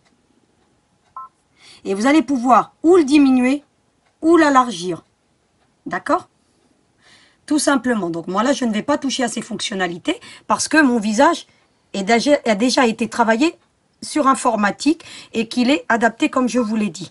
Vous allez cliquer sur la partie broderie. Et là, vous avez votre visage qui se trouve au centre de votre cadre à broder. Si je vous mets le cadre à broder, alors on sélectionne le bon cadre, vous allez être au milieu. Si vous voulez récupérer le maximum de matière de votre tissu et optimiser un petit peu le renfort de broderie. Le renfort de broderie, je vous l'ai expliqué, c'est tout à l'heure ce petit papier qu'on trouve là en dessous. Eh bien, vous allez faire ceci. Vous allez donc sélectionner votre cadre à broder. Donc là, il est bien sélectionné ici, en l'occurrence, vous le voyez. Donc on est bien sur le bon cadre à broder. Donc c'est l'avant-dernier. D'accord? Parce qu'après, vous avez le tout petit. Donc je vais vous le montrer tout de même, le tout petit qui se compose avant. Je vais le chercher. Vous avez le petit, d'accord? Le petit cadre à broder, c'est celui qui se trouve avant, d'accord? Moi, je m'en sers beaucoup pour faire des essais. Ou alors des petites broderies sur des poupées, des fois. Voilà, donc ayez quand même tous les cadres à broder parce que c'est important d'avoir les bons formats. Mais en l'occurrence, celui-ci vous suffit bien. Je crois que c'est celui qui mesure, attendez, je ne l'ai pas trop en mémoire. Je vais quand même vous le mesurer. Donc on le mesure de l'intérieur. Il fait 12 par 16, d'accord? C'est celui de 13 par 16, exactement, d'accord? Le cadre à broder. Donc comme ça, vous allez le retrouver facilement. Ensuite, bah, qu'est-ce que je fais? Moi, je veux optimiser le maximum de matière. Et c'est-à-dire que si je le brode au milieu, je vais avoir de la perte autour, d'accord? Et pour pouvoir récupérer et le reste de renfort et mon visage brodé, eh bien, je vais le monter au maximum. C'est-à-dire que je vais me concentrer sur les flèches que vous trouvez ici. Eh bien, je vais monter mon visage. Et regardez ce que fait mon cadre à broder. Il monte, regardez, je vais vous le redescendre. Vous pouvez le descendre ou le monter, comme vous voulez. Vous avez dû le voir. Donc moi, j'aime bien le monter. Je le monte au maximum. C'est-à-dire que quand il y a de la résistance, eh bien écoutez, j'aurai positionné. C'est-à-dire que je vais avoir suffisamment de quoi au niveau du tissu pour faire donc la partie arrière du visage. C'est-à-dire que je récupère le fond ici, c'est-à-dire que mon visage va arriver ici. Je vais pouvoir récupérer le reste de tissu pour ne pas avoir de perte. Ensuite, qu'est-ce que je vais faire? Eh bien, écoutez, vous voyez qu'à l'écran, eh bien, écoutez, j'obtiens ces yeux-ci. Donc, vous allez voir maintenant, je vais vous faire la simulation en termes d'informatique pour que vous voyez bien un peu comment ça se présente la broderie. Donc, on se concentre sur l'écran. Je vous les mets ici en gros plan et regardez, j'appuie ici. Je ne sais pas si vous le savez dans le logiciel, mais on peut faire une simulation de broderie. C'est-à-dire que pour voir si tout est venu se mettre en place et si mes couleurs sont bien donc groupées. L'important dans une broderie, c'est de faire un groupement de couleurs. C'est-à-dire de faire d'abord les deux yeux, ensuite venir faire le blanc, ensuite faire, vous voyez ici, cette partie-ci, au niveau de l'œil, faire ensuite les 2 sourcils, finir par la finition. On finit toujours par une finition en broderie. Hein, même quand on brode à la main, on termine toujours par la finition. Donc là, j'ai fait la même chose. Les cils donc sont venus faire ma finition et le contour de l'œil. Je vais vous faire la simulation. Donc on va vous mettre ça avec une petite musique et vous allez voir un petit peu comment ça se présente.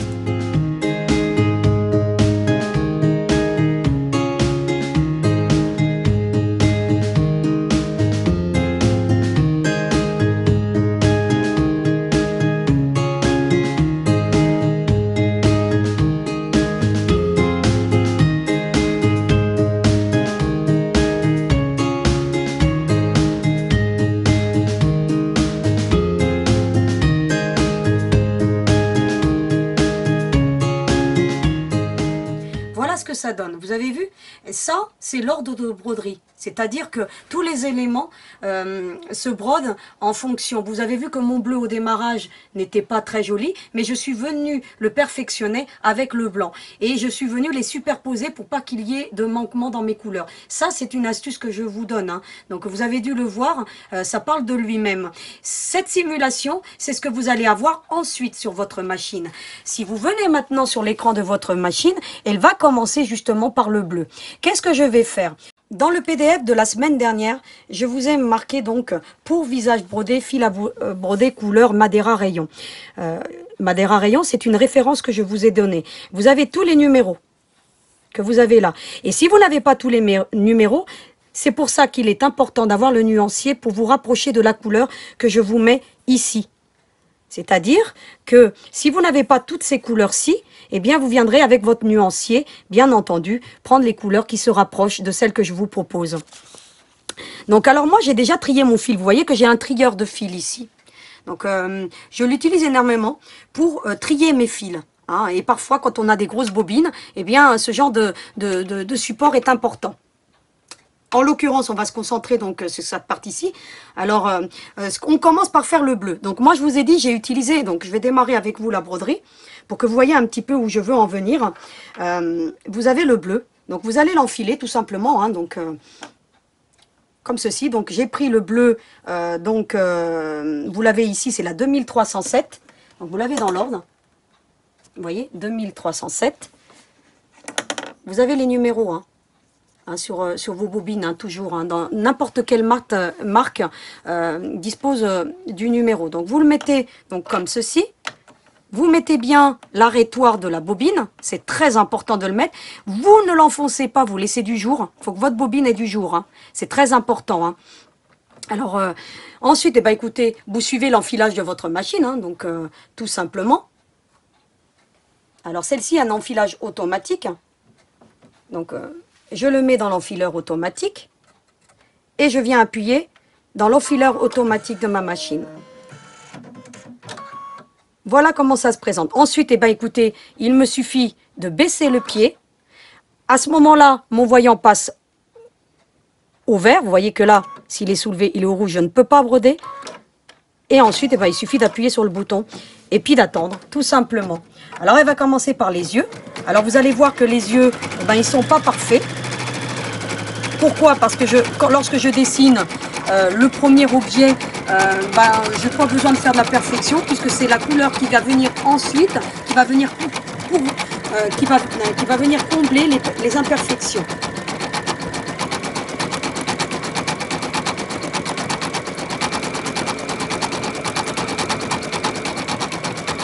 À l'écran, vous voyez un petit luminant, une petite croix verte qui vous indique un petit peu où vous en êtes.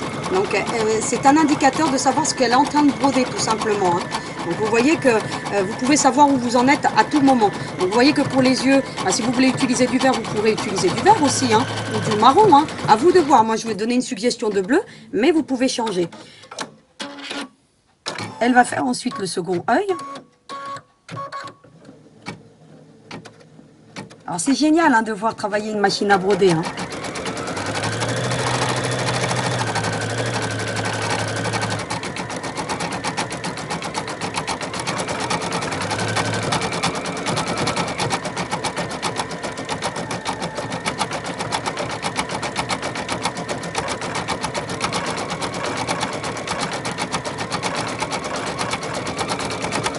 Alors vous imaginez si vous deviez le broder à la main, hein, c'est beaucoup plus long. Hein.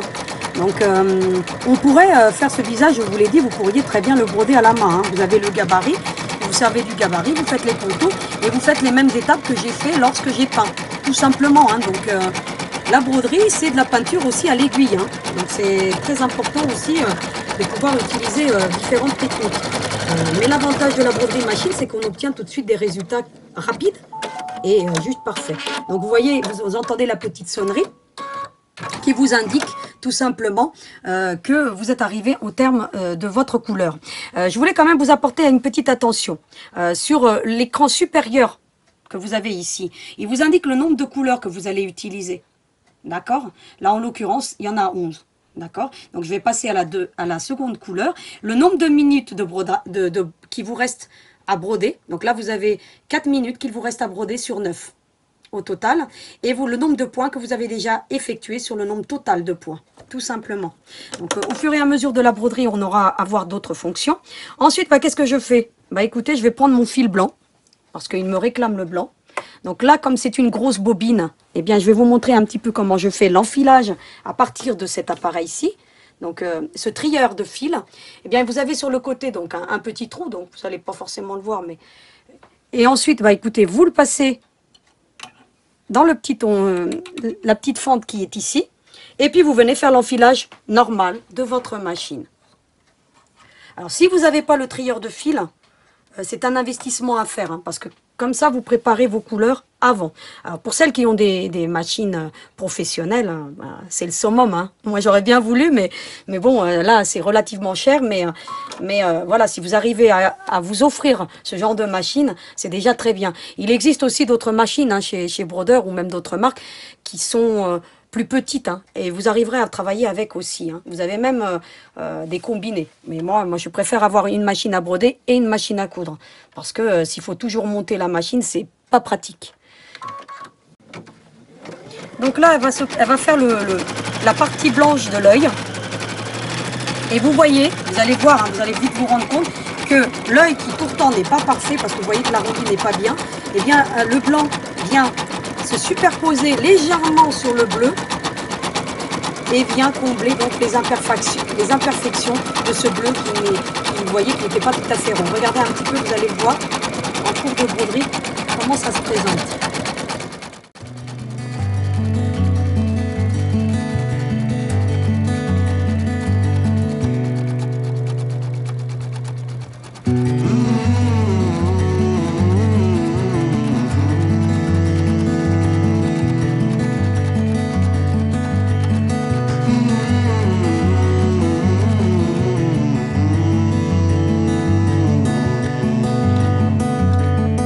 Vous voyez que j'ai déjà donc bien entamé donc ce visage, à savoir que l'ordre de broderie est très important.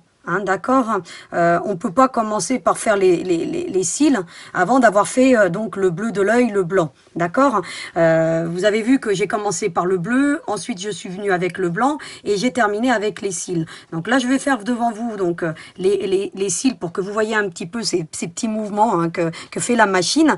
Et puis si le fil il casse comme ça, parce que comme c'est plus serré, je vous montrerai comment revenir en arrière. Alors s'il le fait pas, je vais quand même vous le montrer, mais on va espérer, on va dire, hein, qu'il m'arrive une petite boulette pour que je puisse vous montrer un petit peu comment combler. On va la laisser travailler tranquillement.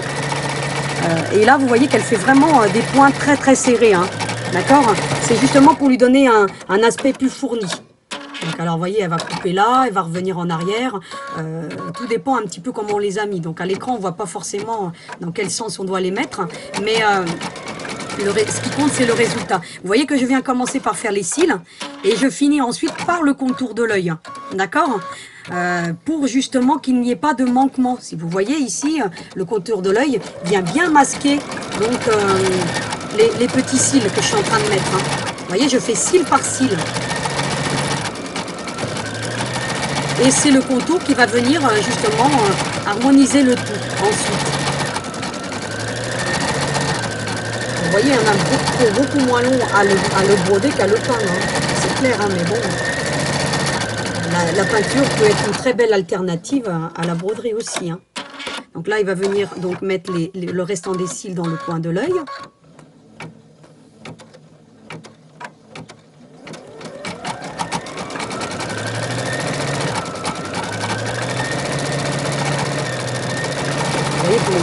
Elle va faire donc le côté latéral. Et ensuite, elle termine par la partie supérieure de l'œil. En train de faire le contour là. On y va tranquillement.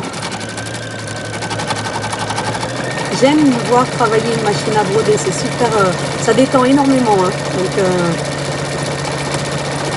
je pourrais rester des heures à la regarder. Donc voilà, elle a terminé la partie supérieure de l'œil. Vous voyez qu'elle vous l'indique à l'écran. Et on passe à la couleur suivante. Donc, alors c'est le contour gris. Alors moi, pour le milieu de l'œil, j'ai choisi du gris assez foncé. Donc vous voyez, donc je vous l'ai mis, la couleur 1241, qui vient juste après la 1059, vous l'avez là, 1059, 1241. Donc je suis tout simplement l'ordre que j'ai indiqué sur le PDF. Je viens mettre donc mon fil. Hein.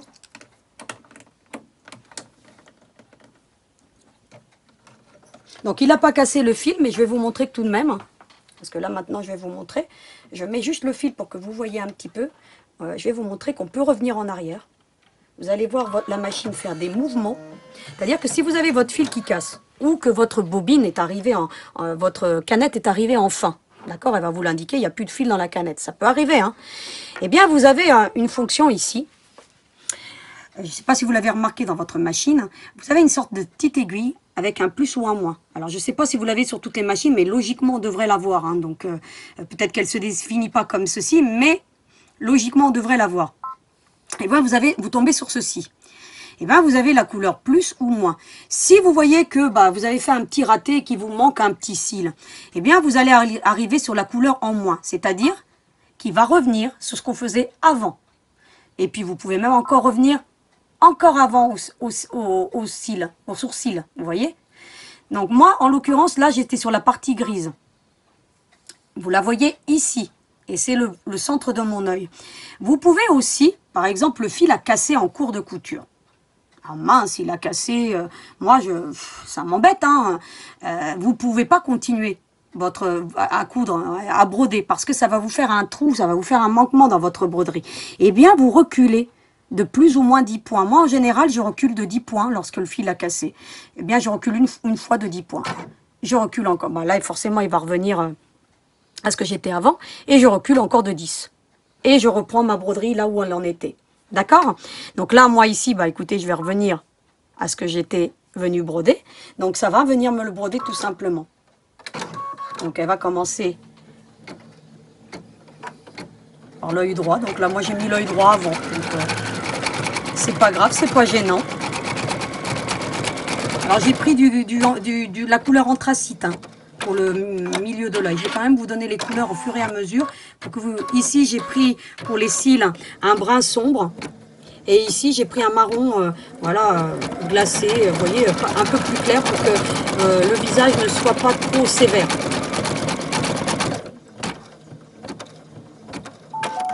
Et donc là, écoutez, je vais venir faire mes petits blancs. Alors pourquoi je fais le blanc? J'aurais pu faire ce blanc ici, je ne pouvais pas faire ce blanc-ci et faire les petits ronds des yeux au milieu. Pourquoi? Parce que c'est le trait noir qui vient donc couvrir le tout. Et le blanc, c'est la dernière chose que je fais dans l'œil. Donc alors je vais vous le mettre pour que vous voyez bien. Donc je change ma couleur, j'enlève celle-ci, je n'en ai plus besoin. Je vais venir donc enfiler mon blanc. Donc l'enfilage se fait relativement vite hein, dans ce genre de machine. Hein. Et puis, écoutez, je viens. Hop. Et comme ça, vous allez voir. Hop. Elle vient enfiler. Je baisse mon pied. Et elle va procéder au brodage. Et vous voyez que je viens terminer encore avec du blanc. Hein, donc, la brillance de l'œil, c'est la dernière chose qu'on fait. Vous avez vu que quand on a peint, c'est le même principe. J'ai terminé ma peinture avec la brillance de l'œil. Vous savez, les petits points que j'ai fait avec le petit appareil à embout rond. Eh bien là, c'est la même chose. Vous voyez, je viens et je termine par la brillance de l'œil. Et c'est ça qui va faire que ça finit. Alors, vous avez remarqué ici, on va vous rapprocher la caméra, que vous avez un petit trait de couture. Comme il est tellement petit, il a fait un trait de couture. Et bien ça, on va le couper ensuite. D'accord? Alors, je vais vous montrer comment on va faire ensuite, hein, bien entendu. Donc voilà, et donc je vais terminer tous les autres points de broderie parce que c'est le même principe, et puis je reviens vers vous. Et voici donc l'opération broderie du visage terminée. Donc vous avez vu que j'ai rajouté des petites étoiles. Alors c'est une option, hein, si vous voulez, vous pouvez passer l'étape des petites étoiles. Hein. Sur l'elfe que je vous ai présenté tout à l'heure, eh bien je n'avais pas mis donc les petites étoiles. Donc là je les ai rajoutées. Vous voyez qu'un petit peu ce qu'on peut obtenir. Alors dans le PES que je vais fournir, j'ai enlevé une étoile, hein, d'accord, parce que je trouve que ça fait un petit peu trop, mais bon, vous verrez, vous pourrez dupliquer ou rajouter, vous ferez comme bon vous semble. Ensuite, eh ben, qu'est-ce que je vais faire? Bah, écoutez, je vais enlever tout simplement, bah, écoutez, mon tissu de mon cadre à broder. Donc, je vais pouvoir le ranger ensuite. Je vais enlever, bah écoutez, le renfort de broderie, tout simplement. Je ne jette pas donc le restant du renfort, parce que vous voyez, je peux utiliser encore l'autre côté. Qu'est-ce que je vais faire ensuite? Vous avez vu que la semaine dernière, je vous ai fait couper ce genre de petit gabarit. Alors pour celles qui ne veulent pas faire ce genre de gabarit-ci, peuvent tout simplement, eh bien écoutez, venir le centrer comme ceci. C'est-à-dire qu'au niveau des cils, venir le placer ici au milieu, d'accord? Comme ceci, vous voyez, vous avez les marquages, justement, ils servent à ceci. C'est-à-dire que vous allez vous mettre au niveau du premier cil, ici aussi, et au milieu. Ainsi, vous allez pouvoir ensuite, bah, écoutez, prendre un crayon friction, comme ceci.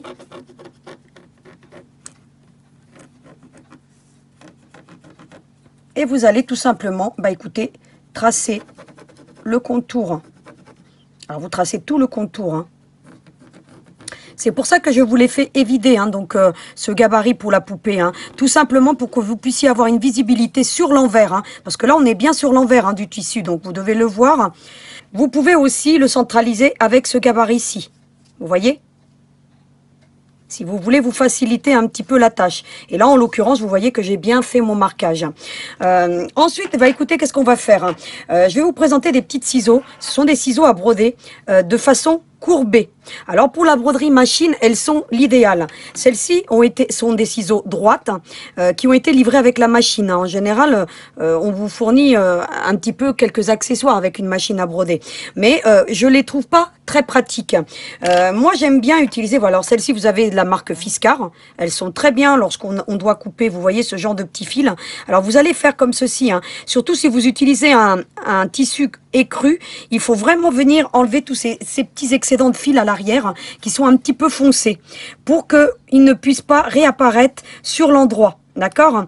Vous voyez, mais vous coupez pas au plus près. Hein, voilà, vous laissez un petit peu, hein, comme ceci. Hein, mais venez les couper de façon à ce qu'on ne les voit pas sur l'endroit. Ensuite, vous avez aussi ce genre de petits ciseaux. Alors, j'arrive jamais à retrouver le nom. Ils sont de la marque Bohin. Alors, je les aime bien. Parce qu'elles sont, on appelle ça des ciseaux pincettes. Voilà, comme son nom l'indique, parce que tout simplement, elles ont ce genre de petits mouvements. Et vous voyez, c'est de la marque Bohin, et elles ont des lames courbes aussi. Alors, c'est vraiment l'idéal, lorsqu'on a besoin, sur l'endroit, de venir couper des petits fils. Je ne sais pas si vous avez remarqué ici, mais au niveau de l'œil, on a un petit fil ici. Vous voyez, ce que vous allez faire, vous pouvez très bien les laisser si vous voulez. Moi, je trouve que ça fait disgracieux. Vous voyez, je suis venue attraper juste le petit fil blanc et je viens comme ceci. Vous voyez, j'ai fait un mouvement de cisaille. Et ensuite, eh ben, écoutez, je viens le couper, l'excédent, tout simplement. Alors, c'est un petit peu périlleux. Vous faites très attention de ne pas venir prendre le restant, vous voyez, et vous venez les couper. Et ce genre de petits ciseaux courbes, vous voyez la différence, hein, on voit bien, hein. Et puis vous n'avez aucun risque que ça se défasse puisque le point a été piqué plusieurs fois au même endroit. Donc vous n'avez aucun risque. Hein. Et je trouve que, bah, écoutez, on obtient une harmonie plus naturelle qu'avec ce petit fil qui traîne. Eh bien écoutez, on fait la même chose avec l'autre côté. Tout simplement, donc je vais le faire hors caméra. Vous avez vu un petit peu comment ça se passe. Qu'est-ce qu'on va faire ensuite? Vous voyez qu'ici, bah écoutez, finalement, le fait d'avoir monté bien votre visage, vous pouvez récupérer celui-ci et venir le plier tout simplement. Alors, vous le pliez de façon à vous laisser une belle marge de couture. Vous faites en sorte que ici, vous voyez, vous ayez une marge de couture. Et puis vous venez épingler tout simplement et venir coudre sur le contour. Donc je vais le faire hors caméra parce que ça n'a pas d'intérêt. Et puis je reviens vers vous. Je suis de retour devant vous et j'espère que j'ai pas été trop longue. Donc, vous voyez, avec tous les éléments donc terminés pour la partie technique de la poupée. Donc, nous avons ici le visage donc qui a été peint la semaine dernière. Donc, comme ça, vous le voyez devant vous. Le visage brodé, donc j'ai, comme vous avez vu tout à l'heure, donc je suis venue donc faire une couture sur tout le contour et puis je suis ensuite venue donc gommer donc le stylo effaçable à chaud avec mon petit fer à repasser. Une fois que nous l'avons cousu, eh bien, il ne nous reste plus qu'à le retourner et à procéder au remplissage. Alors, comment on fait? Comme habituellement, hein, vous allez faire ce genre de petites choses comme ceci. Vous voyez? Et sur la partie qui est non brodée, alors c'est très important, hein, vous voyez qu'ici, il y a le visage brodé. Il ne faudra pas faire d'incision sur cette partie-ci. Hein. Donc, on est bien sur l'arrière. Vous allez faire un... Voilà, faites attention de ne pas prendre le devant. Hein, vous. Alors, plus facile quand les ongles sont un peu plus longs. Donc voilà. Et vous allez donc faire une petite incision. Comme ceci, sur l'arrière de la tête, hein, tout simplement. Vous voyez? À peu près à 2 cm, 2 cm et demi hein, du haut. Et puis ensuite, bah écoutez, vous allez élargir donc cette incision légèrement, hein, vous voyez? De 2 cm un petit peu de large. Ce que vous faites ensuite, et bah écoutez, vous la retournez tout simplement. Hein. Donc c'est aussi simple que ça. Alors là, vous pouvez très bien le retourner avec vos petits didis, hein, comme moi je suis en train de le faire. Voilà. Et puis vous allez prendre votre petite baguette chinoise. Hein. Alors vous avez celle en bois et puis celle en matière plastique. Hein. Je pense que c'est du plastique. Enfin, moi je ne sais pas comment elles sont fabriquées. Mais... Et puis vous allez faire ce genre de petits mouvements. Tout simplement. Ou vous prenez votre aiguille à tricoter. Ce que vous avez sous la main. Le pic à brochette. Tiens. Vous prenez vraiment, voilà, hein, vous voyez, on fait vraiment avec ce qu'on a. Hein. Et vous obtenez ce genre de petit visage. Vous voyez, il est plutôt sympa, hein, d'accord? Et je voulais vous montrer, donc, vous voyez que là, il a les petites étoiles. Et celle-ci, eh bien, en fait, j'avais rien mis du tout. Donc, vous voyez? Donc, elle n'avait rien. Donc, vous ferez votre choix.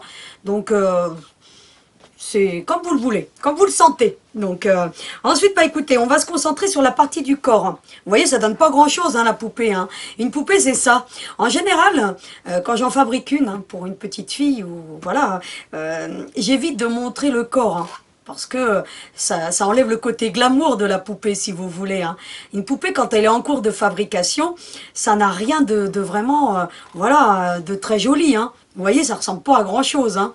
Donc, vous voyez, on part de ce résultat-ci pour arriver à celui-ci. Donc, vous voyez un petit peu l'évolution. Donc, j'ai pas terminé donc de rembourrer la poupée parce que je voulais vous montrer justement la partie du cou qui est la plus importante. Comment j'ai fait?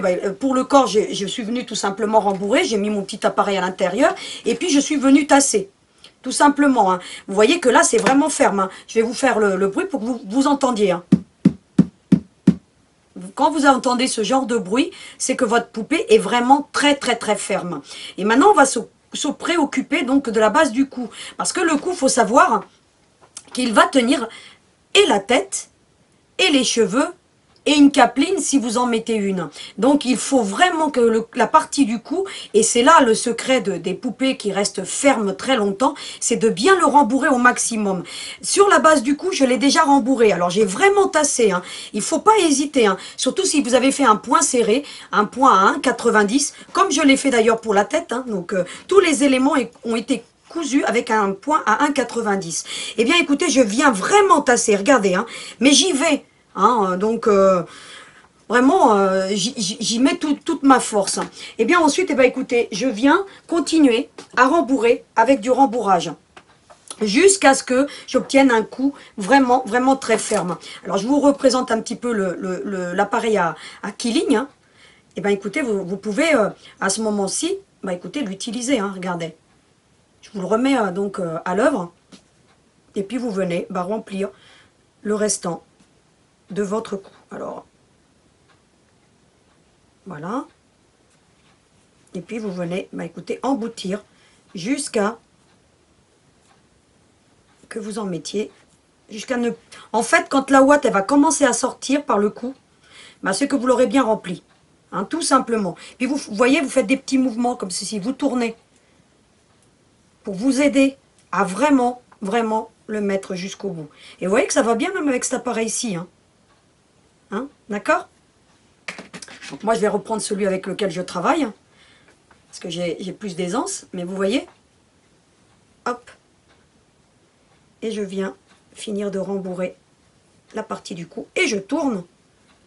J'hésite pas à tourner, parce que de toute façon, c'est vrai que je vous avais dit hein, tout à l'heure que la poupée allait avoir des petits bourrelets, des petites choses comme ça, et à force de travailler les jambes, vous voyez qu'elles commencent déjà à prendre leur forme. Hein. Donc voilà, donc vous la tordez un petit peu dans tous les sens pour obtenir ce résultat-ci ensuite. D'accord? Je vais continuer donc à finir de rembourrer donc la partie du cou et je vais vous montrer un petit peu quel résultat on obtient parce que vous voyez qu'il faut vraiment vraiment vraiment forcer jusqu'à ce que la ouate, eh bien écoutez, elle sorte. Quand vous verrez que votre ouate elle sort et après l'avoir bien tassé, ça va de soi, hein, mais vous verrez que votre cou sera complètement bien rembourré. D'accord? Donc cette partie-ci, je vais la faire hors caméra et on va se concentrer sur la tête, que je vous montre un petit peu. Je vous ai déjà montré un petit peu comment je faisais pour la tête, mais à la tête, je la rembourre avec mes mains uniquement. Je n'utilise pas d'appareil, parce que si vous allez utiliser ce genre d'appareil, quel qu'il soit, vous allez faire des bourrelets à votre tête. Vous voyez ici que ma tête, elle est lisse. Si vous voulez obtenir une tête lisse, il faudra toujours systématiquement, moi, mes poupées, je les rembourre toujours à la main, au niveau de la tête. D'accord? Pourquoi? Justement parce que je vais commencer à rembourrer ma tête comme ceci. Regardez. Vous allez voir que il va y avoir une partie qui va se former ici sur la base. C'est-à-dire que je mets ma ouate. Comme ceci. Alors j'y vais avec les doigts, hein, vous voyez, hein, tout simplement. Hein. Et j'y vais par petits bouts. Hein. Alors il n'y a pas besoin de l'aérer celle-ci, hein, d'accord? Parce qu'il y a certaines ouates, voilà, celle-ci est une spéciale poupée, mais si vous n'utilisez pas cette qualité-ci et que vous avez une ouate un peu plus rêche, une petite recommandation, soit dit en passant, vous les filochiez comme ça, d'accord? Celle-ci, on n'a pas nécessité de le faire parce que vous voyez qu'elle est vraiment nuage, hein, d'accord? Alors, vous y allez vraiment par petites touches, hein, et vous y allez comme ceci avec vos doigts. Regardez le mouvement de mes mains. Regardez le mouvement de mes doigts. Vous avez vu? Ainsi, je vais couvrir la partie avant de la tête. En faisant ce petit mouvement, je vais couvrir la partie avant. Regardez. C'est très important, justement, de faire ce petit mouvement avec vos doigts pour obtenir un effet lisse au visage de votre poupée. Vous avez même remarqué qu'ici, même les coutures, ben écoutez, elles sont droites, elles sont bien lisses.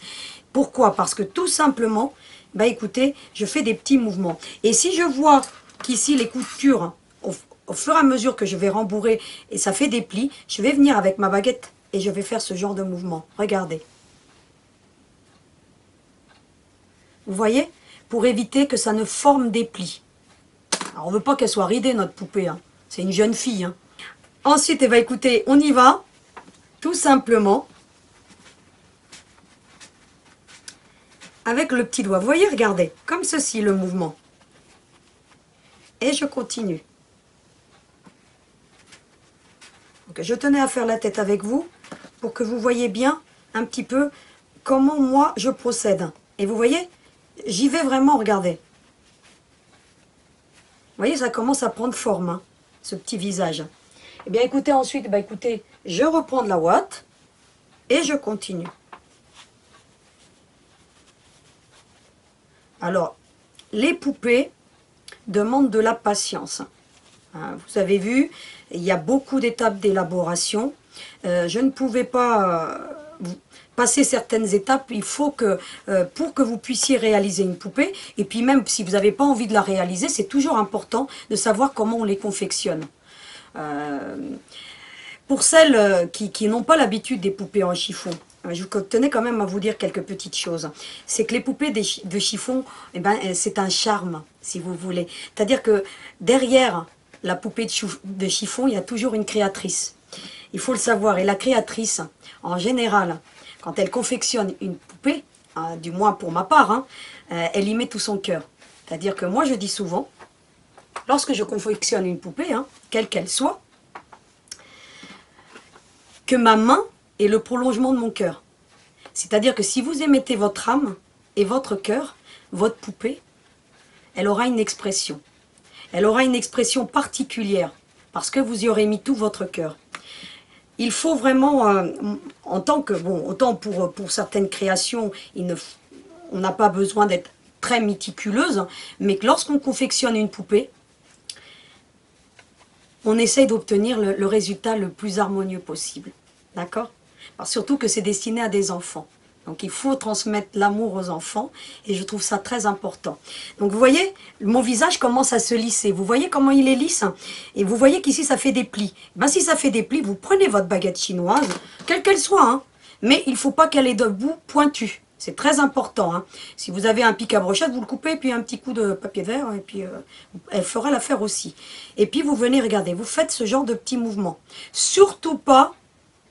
Alors si vous prenez l'aiguille à tricoter, vous prenez l'autre embout, hein, par exemple, pas l'embout pointu, parce que sinon vous allez faire, écoutez, vous allez percer votre tissu. Donc c'est pas l'effet rendu. Vous voyez, en faisant ceci, vous allez rendre le visage lisse à votre poupée. C'est très important, ne loupez pas cette étape, sinon vous allez avoir des plis sur le visage. Et ça va faire très disgracieux. Vous voyez ? Donc au fur et à mesure que je vais rembourrer, vous voyez là maintenant il y a un creux qui s'est formé à l'intérieur. Donc je ne sais pas si vous le voyez. Mais il y a un creux maintenant. C'est-à-dire que maintenant, la ouate, je ne vais plus la passer sur l'avant du visage. Je vais tout passer par le creux. Alors, j'essaie de vous le montrer pour que vous voyez. Vous voyez là, on doit peut-être le voir, on vous grossira. Vous voyez, il y a un creux ici qui s'est formé. C'est normal. Et bien justement, quand vous avez obtenu ce creux, et bien c'est par ce creux que vous allez maintenant emboutir votre ouate. Et il va falloir rembourrer la poupée, mais vraiment au maximum, au maximum, au maximum. Autant sur la base du cou, c'est très important aussi. Si les jambes ne sont pas très bien rembourrées, c'est pas très grave. Mais la tête et le cou doivent être rembourrés au maximum dans une poupée. C'est là tout le secret d'une poupée réussie. Vous voyez que je ne suis plus sur l'avant, hein, je suis toujours dans le petit creux qui se forme. Vous aurez le petit creux qui va se former au fur et à mesure que vous allez rembourrer. Donc, et vous voyez, vous emmenez ça dans les coins, la ouate, avec votre doigt, mais sur l'arrière, puisque là, vous êtes sur l'arrière de la tête, puisque l'avant est déjà rembourré. Et vous voyez que ça commence, regardez, même les coutures commencent à s'écarter au fur et à mesure, et vous allez obtenir un résultat. Mais alors, parfait. Hein, d'accord, parce que je ne sais pas si vous avez déjà regardé certaines poupées de chiffon. À ce niveau-ci, bah, ça fait des plis. Pourquoi? Parce que ça a été soit mal rembourré, soit parce que la couture n'a pas été écartée, soit tout simplement parce qu'on a utilisé un appareil et puis on a tassé. On le fait à la main. D'accord? Ça, pour le corps, les jambes et les bras. La tête à la main. Pour que vous ayez... Regardez, et puis j'y vais, hein, tranquille, hein, puis j'y vais, hein. Faut pas hésiter. Alors, on essaie d'avoir un plan de travail dégagé. J'ai préparé mon fil et hop. Et puis j'y vais. J'y vais, j'y vais, j'y vais. Vous voyez? Regardez. Eh bien, si je vois qu'il y a encore des petits plis, parce que bon, moi je cherche toujours à voir, eh bien je viens avec ma petite baguette, regardez. Hop.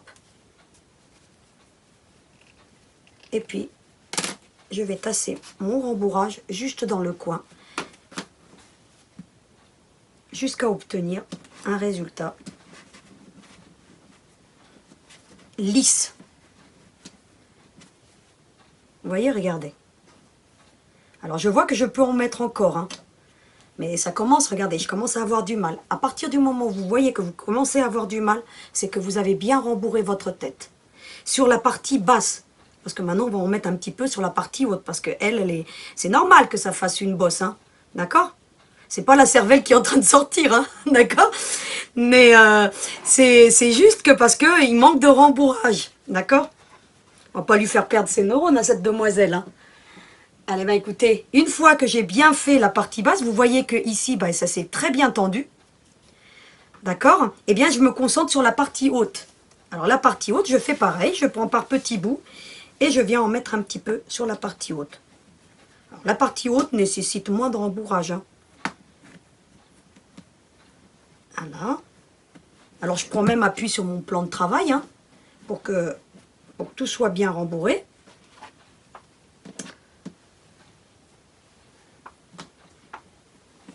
Alors les doigts en prennent, c'est assez physique, hein, pour tout ce qui est doigté, hein, donc le rembourrage d'une poupée, hein. Donc ça fatigue les doigts, hein. Donc si vous voyez que vous avez du mal, faites des petites pauses, hein. Parce que moi ça m'arrive, hein, d'en faire, parce que bah, ça demande quand même beaucoup d'énergie et ça sollicite énormément les doigts, hein. D'accord? Donc voilà. Donc mon petit visage, bah écoutez, il est plutôt pas mal, hein. Je sais pas ce que vous en pensez, mais moi je le trouve plutôt sympa. Qu'est-ce que je vais faire? Eh ben écoutez, bah, je vais finir le reste, hein. Ça m'évite de le ranger, le petit rembourrage. Et vous voyez que là, en l'occurrence, elle est vraiment bien rembourrée, hein. Vous voyez, ça rebondit. Donc quand vous aurez cet effet, hein, que je vais m'amuser moi, tiens. Je retourne en enfance moi avec vous, hein. Eh bien écoutez, je prends ensuite, bah écoutez, mon petit fil que j'ai préparé. Alors là, j'ai pris du Cérafil, mais vous prenez un fil résistant, hein. Donc le Cérafil, je ne vais pas vous le représenter, hein. Donc vous le connaissez suffisamment, hein, d'accord? Bah écoutez, je vais faire un point invisible qui ne va pas être tout à fait invisible, comme je vous l'ai dit, puisqu'il y a une pression.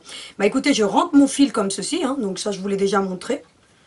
Et puis, bah écoutez, hop, je tourne 2 fois. Et puis je viens suturer donc l'arrière de ma tête. Donc je vous le fais juste pour commencer, et puis je vous l'ai déjà fait, donc je n'ai pas besoin de revenir dessus. Vous voyez, hop. Alors il est bien important de mettre bien l'aiguille comme ça, hein, parallèle à l'ouverture. Vous ne faites pas ceci, hein, parce que quand vous allez tirer, ça va déchirer, hein. Donc ça je l'avais déjà dit. Donc je préfère vous le répéter pour que vous soyez, pour que vous ayez les bons gestes justement. D'accord? Eh bien écoutez, vous allez faire 2-3 petits points comme ceci. Et au fur et à mesure que vous faites vos petits points, vous allez tout simplement tirer. Regardez. Voilà, tout simplement. Alors vous n'avez pas besoin de tirer très très fort. Donc je vais le finir hors caméra. Quand vous arriverez au bout, ne coupez pas à ras le fil, passez-le comme je vous l'ai déjà montré, hein. D'accord? Donc je vais terminer ça hors caméra et puis je reviens vers vous. J'ai donc terminé donc hors caméra donc de rembourrer donc la partie du cou. Je suis venue donc suturer. Vous voyez, j'ai toujours mon fil, hein, c'est ce que je vous montrais tout à l'heure. Eh bien, il ne faut jamais couper à ras, hein, donc pour la tête, j'ai fait le même procédé. Je suis venue passer mon aiguille beaucoup plus loin et je suis venue ensuite tirer. Voilà, tout simplement, je voulais quand même vous montrer comment je fais de façon, vous voyez qu'il est sorti là. Ben écoutez, j'ai juste à faire ça ensuite. On ne voit plus rien. Vous voyez, là, ici, je l'avais sorti ici, pareil. Donc, j'ai suturé la tête et vous voyez un petit peu ce qu'on obtient. Donc, ensuite, eh ben, écoutez, je n'ai plus besoin de cette aiguille ici. Bien, écoutez, je vais travailler un petit peu le cou, hein, comme pour les jambes. Vous voyez, parce que comme on a tellement bien rembourré, eh bien, écoutez, il faut qu'on obtienne un cou suffisamment lisse et il va finir par devenir lisse, hein. Quand on va finir par fixer la tête, vous allez voir que tout vient se mettre en place. Eh bien, écoutez, vous voyez, c'est relativement ferme. Vous voyez, regardez un petit peu, je vous fais une pression pour que vous voyez bien. Et puis le bruit, voilà. Vous voyez? Voilà, je vais faire du tam-tam. Donc ensuite, bah, écoutez, je prends donc du fil à cordonnerie, du fil ciré. Donc celui-ci est de très belle qualité. Donc je vais vous le mettre comme ça pour que vous voyez bien. Donc vous voyez, il est utilisé dans la cordonnerie, donc je vous en ai longuement parlé donc, dans le tuto concernant les tissus, le fil, donc pour la confection des poupées. Et je vous en ai aussi parlé lorsqu'on a fait différentes poupées, comme la poupée infirmière, la mini doll. Donc voilà. Ensuite, bah, écoutez, la tête, tout simplement, bah, écoutez, on va venir la fixer. Alors vous choisissez la partie que vous souhaitez donc garder sur la partie avant, donc qui vous paraît la moins prononcée au niveau du cou, qui est la plus parfaite. Donc en l'occurrence, moi je vais prendre celle-ci. Vous voyez que les coutures qu'on avait faites pour les jambes, je vous l'avais dit tout à l'heure, lorsque j'ai rembourré, bah écoutez, on la voit à peine. Et de toute façon, elle sera cachée par un petit shorty, un petit caleçon. Donc vous voyez, donc on ne verra rien du tout, puisqu'il s'agit d'une poupée déco, hein, je vous le rappelle. Hein, donc une poupée déco, en termes de confection de vêtements, bah écoutez, c'est une technique particulière, hormis Donc le corset qu'on va pouvoir ôter, le reste est fixé au corps de la poupée, hein. Même la capeline, hein. Donc je l'ai fixé à la main. Donc, mais ça, nous verrons ça plus tard. Donc là, ce que je vais faire, bah écoutez, je vais prendre ma tête. Je vais tout simplement la mettre au milieu. Vous voyez, comme ceci. Donc après, vous déterminez comme vous voulez, hein. Mais il faut vraiment venir la mettre au milieu. Donc moi, j'ai l'habitude de trouver le milieu. Mais vous, si vous voulez, vous prenez une petite règle. Et puis, vous venez tout simplement, eh bien écoutez, trouvez votre milieu. Donc moi, je vais prendre des épingles donc à chapeau. Donc, je vous en avais aussi parlé dans l'outillage, hein, pour les poupées. Pourquoi? Alors, il ne faut pas vraiment l'enfoncer jusqu'au bout, hein, parce que sinon, vous allez percer le visage de votre poupée. Et puis, vous allez déterminer où vous voulez l'emmener, en fait, Vous voyez un petit peu, bah, écoutez, à 1 cm de votre suture. Hein. Hein, essayez de la mettre à peu près à 1 cm, hein, comme ceci. Alors, on n'enfonce pas trop. Alors, avoir des épingles, c'est un allié. Alors, des épingles épaisses, hein, pas des petites épingles, parce que ça ne tiendra pas. Vous voyez, c'est un allié, ça vous permet déjà de retourner votre ouvrage et de voir si le rendu vous convient, et aussi de vous maintenir la tête pendant que vous allez la coudre, le temps que vous allez faire les premiers points. Et bien ensuite, bah écoutez, vous passez votre fil sur l'arrière, comme ceci. Vous pouvez le doubler si vous voulez, donc, mais moi je ne vois pas la nécessité de doubler le fil. Et vous allez venir faire un petit point de sécurité, comme ceci. C'est la même technique si vous voulez. Alors il faut dégager un petit peu le plan de travail, parce que sinon, comme on a des grandes longueurs, hein, vous avez vu que j'ai pris une très grande longueur de fil. Donc je vais dégager un petit peu autour de moi, pour qu'on puisse travailler correctement. Et bien écoutez, ensuite, bah écoutez, de là, je le passe sur le côté latéral de la tête, environ à 2 cm, vous voyez, et pas sur la couture, à côté de la couture. Et je tire mon fil. Et puis, bah écoutez, je vais coudre tout le contour, tout simplement, maintenant. Je vais prendre un bout de la tête. Alors, aidez-vous d'un dé à coudre, hein, là, pour le coup, ou d'une petite planchette, hein. Des fois, moi, j'ai ma petite planchette qui va bien. Donc, je vais prendre mon petit dé à coudre. Alors, c'est pareil, celui-là, je l'aime bien, moi. Il est de la marque Prime. Vous avez plusieurs tailles. Celui-là, c'est la taille M. J'ai aussi la taille S. Ça dépend de la longueur des ongles, en fait. Donc, voilà. Vous avez plusieurs tailles. Hein. Donc, vous avez le S, le M, le L. Et puis, en fonction de la taille, ils ont des couleurs différentes. Je vous montrerai le petit S que j'ai aussi. Il va très bien. Mais quand j'ai des grands ongles, bah, j'aime bien me prendre celui-là. Et puis ensuite, bah écoutez, si vous voulez, je vous mettrai le lien. Hein. Il est vraiment topissime, hein, ce petit dé à coudre. Hein. Franchement, moi je l'aime bien. Vous avez plusieurs tailles et puis il est vraiment costaud en plus. Hein. Regardez, parce que là, honnêtement, moi j'arriverais pas à tirer mon aiguille si j'avais pas le dé à coudre. Hein. Un dé à coudre, c'est aussi, pour celles qui veulent coudre à la main, un allié indispensable à la couture. Ça ne va pas chercher bien loin en termes de prix.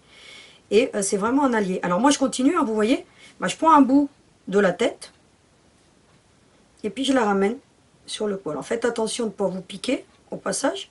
Vous voyez, l'aiguille va sortir. Je m'aide avec mon petit dé à coudre. Regardez, je pousse et je viens tirer.